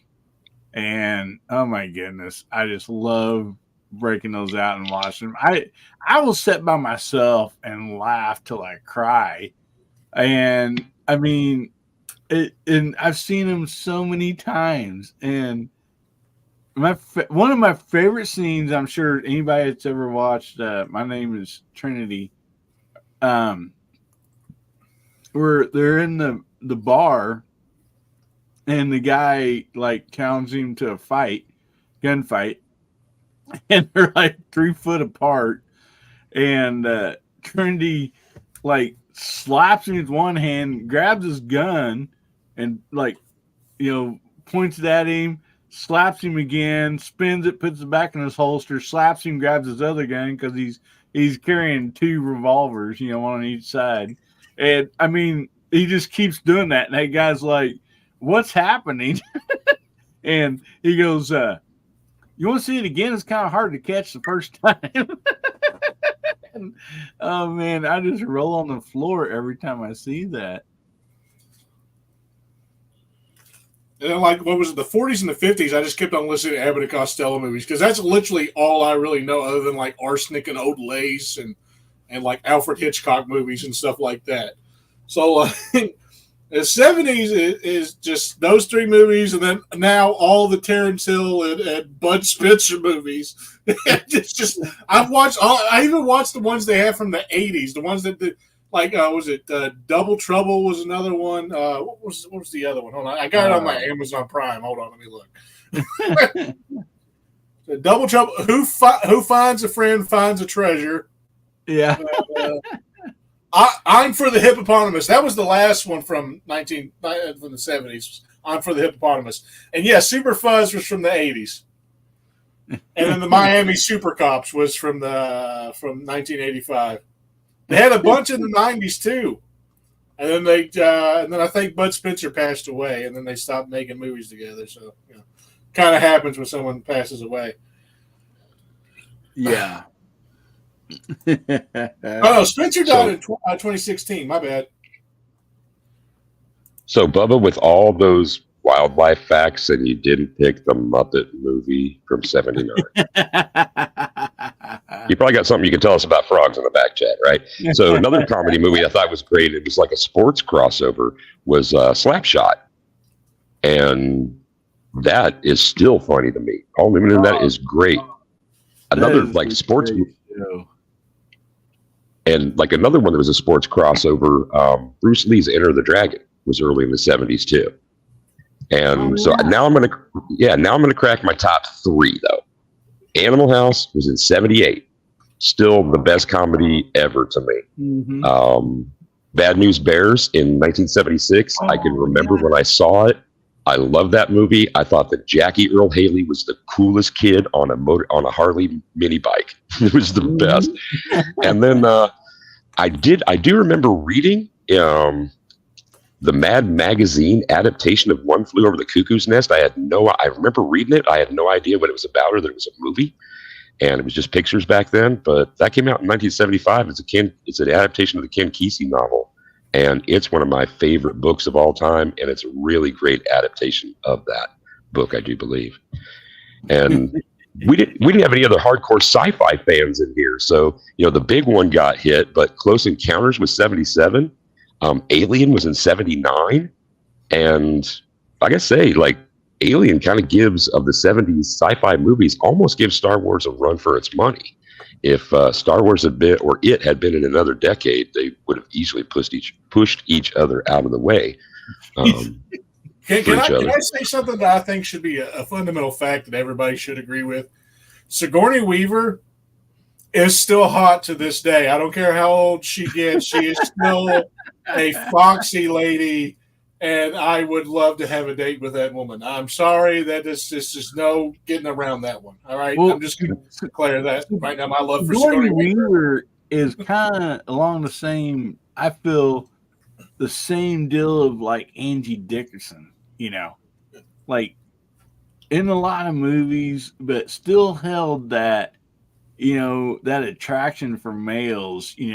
For so many years.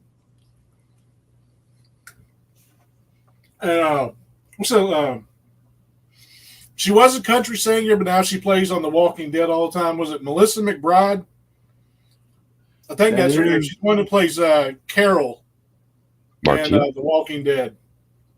Oh, geez, she was a country star. Yeah, she used to sing. She used to sing the song "It's the Way You Love Me" or whatever. Yeah, that's the only reason why I recognize. She is still a gorgeous woman.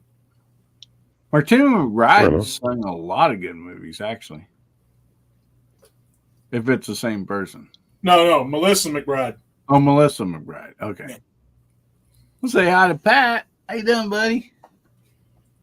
Yeah, I'm doing pretty good. Finally got out of the fields and done for the night. So, man, it's been a day. Long day, buddy. Long day. Well, we're talking about one of your top 70s movies. So you got any comes to mind? You're gonna have to give me a second on that one, Hillbilly. Well, I'll give you more than a second because I've got 20 to count down. And since Gary took one at least out of that stack, then I had to come up with an extra one. So, Hillbilly, do you mind if I run them down? Yeah, but Mr. Bob's right. We need to see some ID, Pat. That might be Joe in a bucket. Okay, I think, we got Pat. I don't know. We can't tell. His glasses are camouflage. We can't see him. Who the is he? So, go right ahead, DJ. Right on. So, music we talk about, music movies we talk about, music movies, if I can get all the M words out, right? We didn't get to speak about. So, these are not in like a top 20 order kind of thing, but I can recommend almost all of these to a music fan from who likes any genre, really. First one, Woodstock. Happened in 69. The movie came out the following year. I know I catch a lot of hell about disco, but Saturday Night Fever came out in 77, and it was a huge phenomenon. Also in 19... Oh, me too. Soundtrack. We got another one coming up that has one of the star of that film in it too. See if you can guess what that might be. Rolling Stones' "Gimme Shelter" came out in 1970. The band's "Last Waltz" was in 78, and that's a lot of stars of the time who came to celebrate that show with them. The Rock and Roll High School came out in 79. That's a Ramones movie. It's barely watchable, and so that's not one that I can recommend. However, The Who's "Tommy" is incredible, and that's in 75. Another disco movie, this one in 78, is "Thank God It's Friday." Jeff Goldblum is in it. If you've seen it, it's a really long one. It's the first triple LP album I ever bought, and you did too, right? Yes. It was a great movie. All the archetypes of the disco era, and it's a comedy, everybody, so you can laugh along with it too. Let's see. The Song Remains the Same came out in 1976. That's a Led Zeppelin performance movie. The Harder They Come. Now, it's hard to come across a movie about reggae or with reggae artists featured in it specifically. And that one is good. 1972. Jimmy Cliff is in that one. Alice Cooper's going to be in town about, 2 minutes down the street from me. And let's see, I think it was about 75 that Welcome to My Nightmare was released. And that was the first long form music video by a rock artist that was played in movie theaters for admission. I've heard that there were a couple of others that happened around the same time, but I couldn't find any articles to substantiate the other ones. There's another great movie that came out in the early 70s called Watt Stacks. You put those two words together, put an X on the end, and you've got it. That was an incredible concert. If you're into R&B, blues, gospel, if you're into any of those, anybody on the Watts and Stacks labels, check them out. Let's see. The Blank Generation, that's another one that gets close to punk. That was in 76. If G-Webs is out there, he's probably seen the Grateful Dead movie. That was in 1977. Brother, Can You Spare a Dime is kind of that's one that it's actually I picked up from my dad. Since it was Father's Day coming up, I figured I'd put that one in there. We're getting close at number 16. This one is an outstanding one if you can find it. There's a band called The Cramps, and they did a show live at the Napa State Mental Hospital. Check it out, and you see why maybe they did it there. All That Jazz is a musical. It came out in 79. Another musical that I happen to have the soundtrack from when I was a little kid, Cabaret. That was in 72. I'm surprised I didn't hear American Graffiti. Now, I know that's not a music movie in particular, but we've talked on this show and others about what a great double album that soundtrack was. If you don't have it, pick it up or listen to it. I guarantee, regardless of the generation, you'll probably know more than half of them. They're just that good. Yeah. Let It Be, a Beatles movie. I know there are a couple out there, and there's one on the panel who are fans of that band. That's 1970. And a real outlier that I had to sneak in there for a Rocky Horror Picture Show. There's a song a concept movie by Frank Zappa called Baby Snakes. And that was in 1979. Pat, did I give you more than enough time, or did he just disappear? We lost him. Maybe he'll be back. I took too long. I'm surprised you didn't come out with the Kiss movie. Was it? There were. What was that? Kiss Meets the Phantom of the Park. Yeah. Mm-hmm. Yeah, I did not. And I didn't think about that one. And that would have been right there towards the end. I had to be like 78, 79. I remember I was in elementary school, but I don't remember what year. But yeah, Hillbilly, thanks for pointing that out. I'm gonna write that one down. I haven't seen it for a while. Just cheesy as all hell. Oh yeah. Bob's, has anyone mentioned Tommy yet? And also, I cannot believe I can't believe this was not on my list. I think because we talked about some of these last week.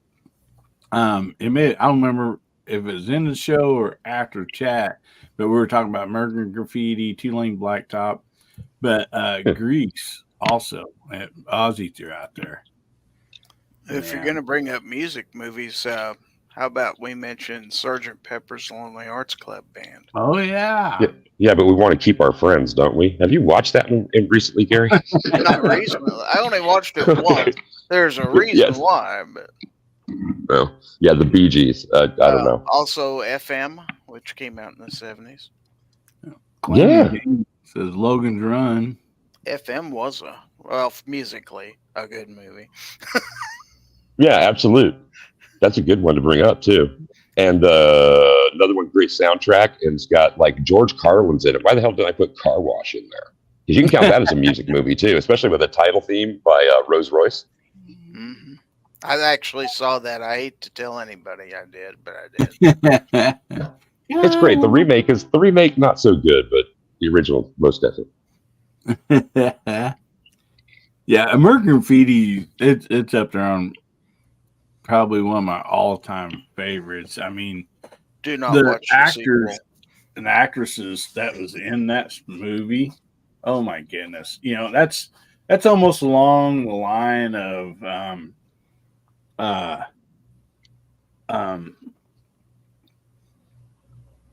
oh, gee, I had mind blank there for a second. Pony Boy and all them.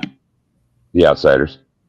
Yeah, The Outsiders. I mean, American Graffiti, there were so many great actors and actresses in that, same as like The Outsiders and stuff. And so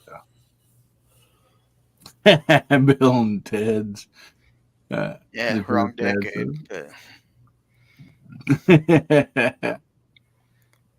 And I'll also have to admit that I saw Rock and Roll High School, and yes, that movie sucks. Oh my God, it's bad. But that was our free senior movie. Yeah. Really? Yeah. Wow.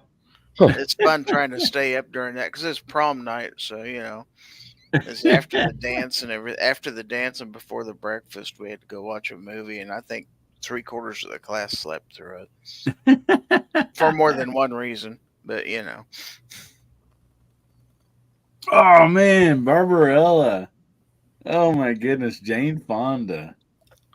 No doubt. Calamity Jane comes in with a smash right there. But that was 68. That wasn't 70s. Oh, was it 68? Yeah. Corvette Summer, Garage Guy. Whoa, who said Corvette Summer? Garage Guy. My new best friend. I reenacted that movie. That's 1979, if I remember right. Oh wow, Annie Potts is Cherry Forever in that thing. Oh my God, Mark Hamill. That Mark Hamill from Star Wars. He was in this movie. Corvette Summer is a great teen adventure movie, and if you haven't seen it and you're a car person, please do it. It's that and a van are the only real cool cars in the whole movie, but it'll take you back to that time for sure. Good cut, Garage Guy. Now, was Mark Hamilton, or see, who was it? There was a movie, I'm not sure it was 70s or 80s, but it was actually pretty good. It's about somebody that's blind. It's called If You Could Only See What I Hear. Yeah, If You Could See What I Hear was Mark Singer, I think was the actor that was in that. Okay, I wasn't for sure. It's been, oh gosh, so many years ago since I've seen that. But It's 82, yeah. it was 80s, okay. Mm-hmm. What about Boy in the Bubble? Gary, you got Google handy? That was John Travolta. That was like a TV movie, though, I think. That made me cry when I was a little boy. Boy in a Bubble? Yeah. I think it was a TV movie, though, is the thing. John Travolta, and I don't remember who else. Let's see. The Boy in a Plastic Bubble? Is that what you're after? Or? Yes, sir. Yeah, thank you. Well, doggone it. The Boy in the Plastic Bubble. Now, also, television film. 1976, yeah. Uh-huh. The Sting was not mentioned that I've seen anywhere else. That was a good show. Oh, yeah. Yeah. Academy Award winner, yeah. Mm-hmm. Was Paper Moon in the 70s? Yeah, I do believe so. I do believe. Yeah. That was another good one. Yeah, 73. 73 was a great year for movies.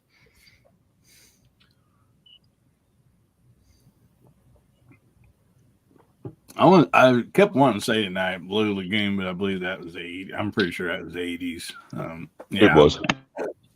1980 is right on the cusp. Yeah. Dead even. Some people would technically consider that in the decade of the 70s, but another one I didn't notice, but Clint Eastwood, Every Which Way But Loose. Yes. Another kind of classic there. Hey, there's Man of God. Hey, buddy, how you doing? And then Justin brings up Duel. Dennis Weaver, right? Yes. Yeah, I mean, so there's only just a few people in that entire movie. There's only a few lines of dialogue, yeah. Yeah. What is that movie about?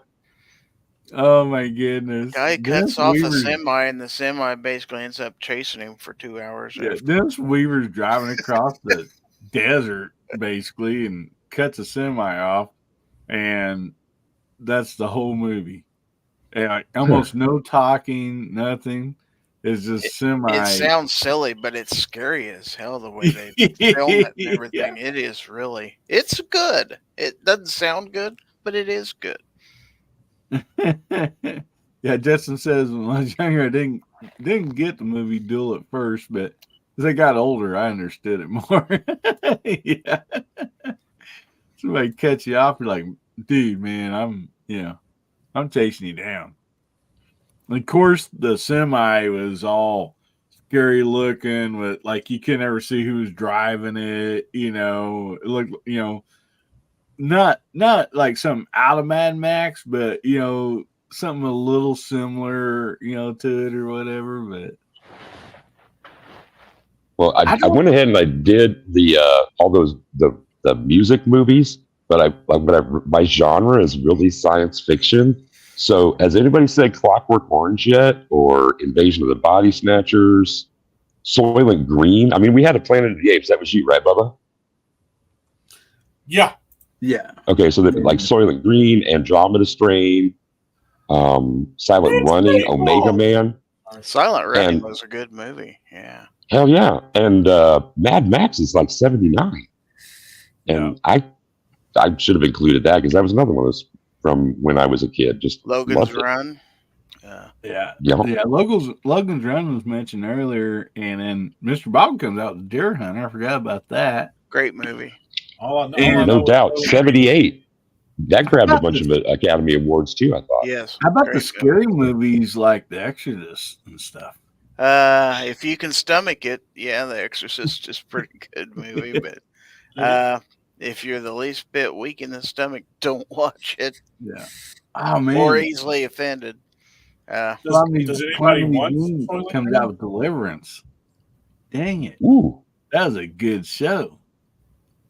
Well, we dropped like half the panel right beforehand, and they got to get out like 3 on their way out the door. A couple of them did, but I'm sure that they're going to listen to this tomorrow and be just like, oh, yep, that one too. That was mine. Wow, the 70s was a great decade for movies. There's so many. Oh yeah. Agreed. Dog Day Afternoon. Did anybody say that?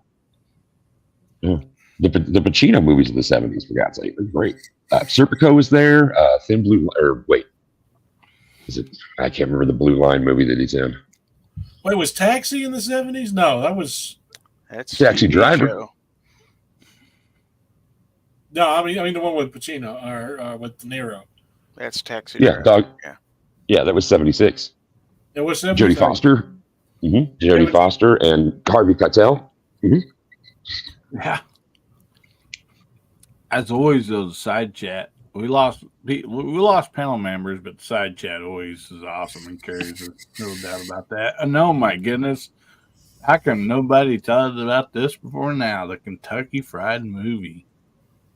I ignore anything that starts with Kentucky and fried. It's a good movie. Good. Hilarious. You have a sense of humor. Yeah, it's a little it's a lot over the top, but still. Yeah, and they're still talking about the semi-truck driver on Duel. I don't think they ever showed his face. Just his boots time when he was outside fueling up his truck. Yeah. Moondog comes back in. I forgot to add Blazing Saddles. The amazing thing is Blazing Saddles and Young Frankenstein both released in 1974. Mel Brooks and Gene Wilder were comedy machines. Blazing Saddles would not make it in today's market. And is speaking of Gene Wilder doing movies with Richard Pryor, was Silver Streak in the 70s? I think it might have just made it under the pretty close. That's hilarious. What about Hear No Evil, See No Evil? Was that 70s or was that early 80s? Silver Streak was 76. Yep. Nice. So that was Airplane. Now, Airplane may have been in the 80s. It was 1980. Yeah. Yeah. I knew it was. Airplane was great. The best part about Airplane was, though, Leslie Nielsen didn't even know what the jokes, that they were even jokes. Like he didn't, like, that's why he didn't laugh the entire time. Like, that's why they didn't have to do any extra takes. He didn't understand it was funny. Everything that he did, he didn't he thought he was actually being serious, but they told him, like, this is a comedy skit. He goes, what's funny about it? Like, if you like read, like hear any of the commentary or anything like that when they're like interviewing him and stuff, he's just like, I didn't know I was being funny. Well, yeah, like, he did not get the joke. Was in some old westerns too. It's kind of weird to see him in the western doing like kind of a more serious, part. We get into the 80s. There's a lot of Leslie Nielsen movies. All the Naked Guns. Oh my God. Yeah. Mr. Bob, oh God, you devil. Yeah. Let's not forget all the disaster movies in the 70s too. Like The Poseidon Adventure, Towering Inferno. Oh yeah. The airport movies with Airport 77. Yeah. There were a lot. Yeah. Yeah. Oh man, I had to refer to my phone for this one, and I was not thinking, but another one of my all-time favorite westerns, Outlaw Josie Wales.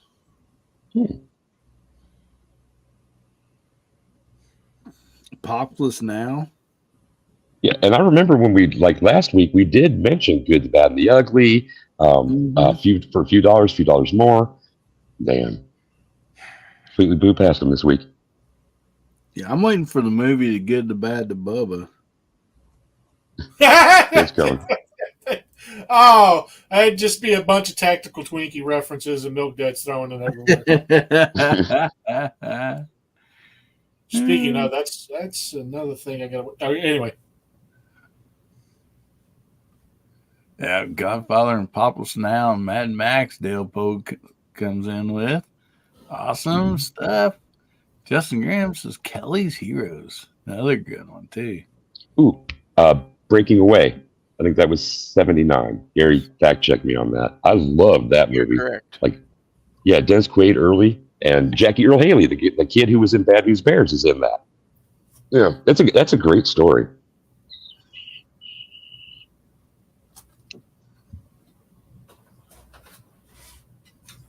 Man, a lot of good stuff. I mean, really, there was a lot of a lot of great movies, and I did not actually know this. Or I guess I didn't remember. Well, yes, I did, because I remember watching it with my dad. Now that brings up the name, Inglourious Bastards. Yeah.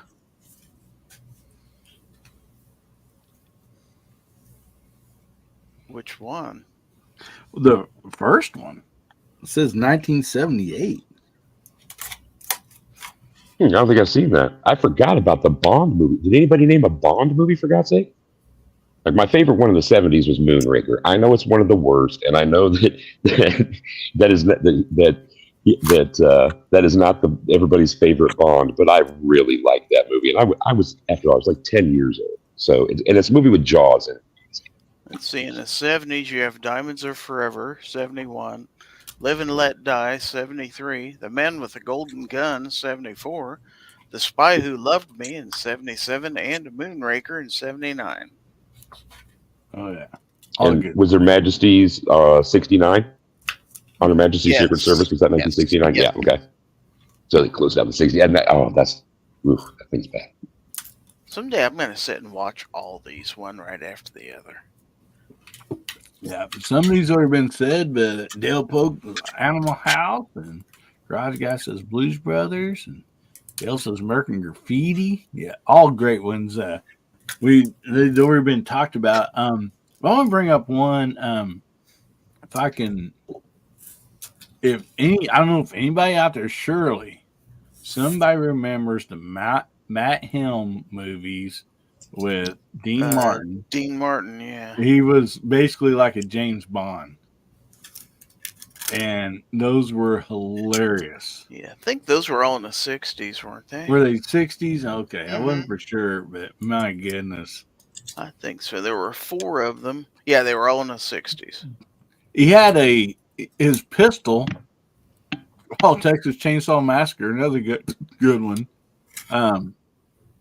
Anyway, in one of the movies, he had a pistol, and in order for the pistol to shoot forward, you put your finger behind the trigger and pushed it forward. If you pull back, it shot out the back of the gun. So every time a bad guy would get his gun, they'd go to shoot him, and they'd shoot themselves. It was hilarious. It was one of those Bond type, guns or whatever. It's just, the whole thing was just hilarious. You mentioned Dean Martin. Of course, that makes me immediately think of Jerry Lewis. I'm not sure which of his films were in the 70s and which aren't. But.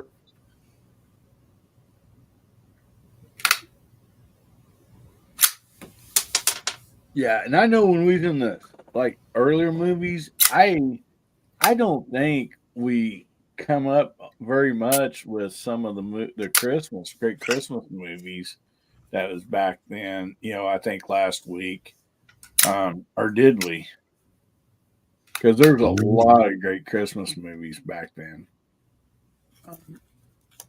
That might not be a bad one to save towards the holiday for a regular go-around, because I know that everybody's going to want to talk about, what particular movie to the firearms folks is a Christmas movie, while it's to other people they don't even consider it. That's always a topic at Christmas, and some others as well. Damn, yeah. Mr. Bob comes up and says, "How about the 70s Disney movies, man? Kurt Russell, computer with teenage computer with tennis shoes or something like that." But was that the 70s or 80s? It's probably 70s. It may have been 80s. That's max of 70s from my memory. It's one of those like on the edge. 69. Was it? Yeah. Yeah. See, some of those were also in re-release through the 70s, though. And so, like, you know, I remember seeing Flubber or whatever it was. You know, that's like in the 60s. And I saw that as a kid. And I wasn't born until the last year of that decade. Oh, Ozzy says Close Encounters. Yeah, that was another good one. Escape to Witch Mountain. I think that may have been 70s. Saw that one in the theater when I was a kid. Yep. 75. It was 75? Oh. Yep. Is redone again in 95. Yeah, I think it's been redone a couple times. I think. Yes, it is. And there was like, I think that there were 2 or 3 Witch Mountain movies, and I'm not counting the modern one either. It's like Escape, Return to, and something else. And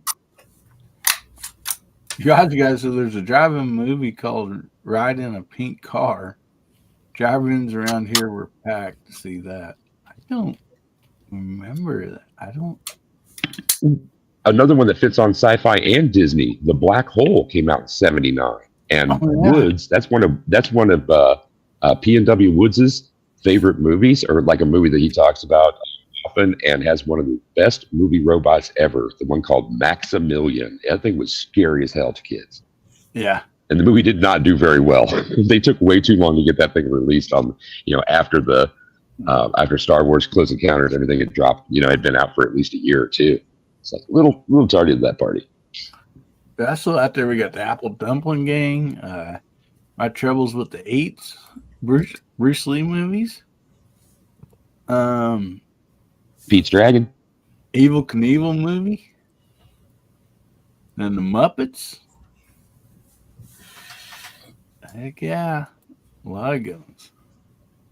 Well, Apple Dumpling Gang, that brings Hot Lead and Cold Feet. That was also 70s, and that was a Don Knotts movie.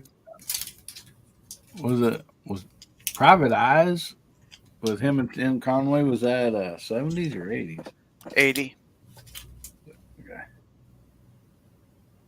Yeah, some of those live action Disney movies from the 70s were pretty damn cool. The original Freaky Friday was in the 70s. Oh, yeah.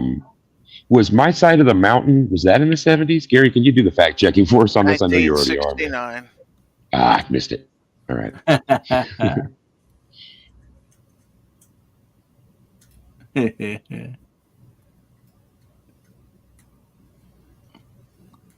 Yeah.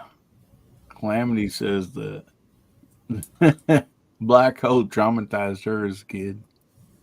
I remember that. That thing, it was great. It had a couple of like comic relief. It had a comic relief robot in it. And then it had one that was kind of, you felt sorry for it robot. And the Maximilian one was it was pure evil. It had spinning blades on it. It had slit red eyes on it. It hovered everywhere that other ones couldn't go. It was ominous, just like in dark. Yeah.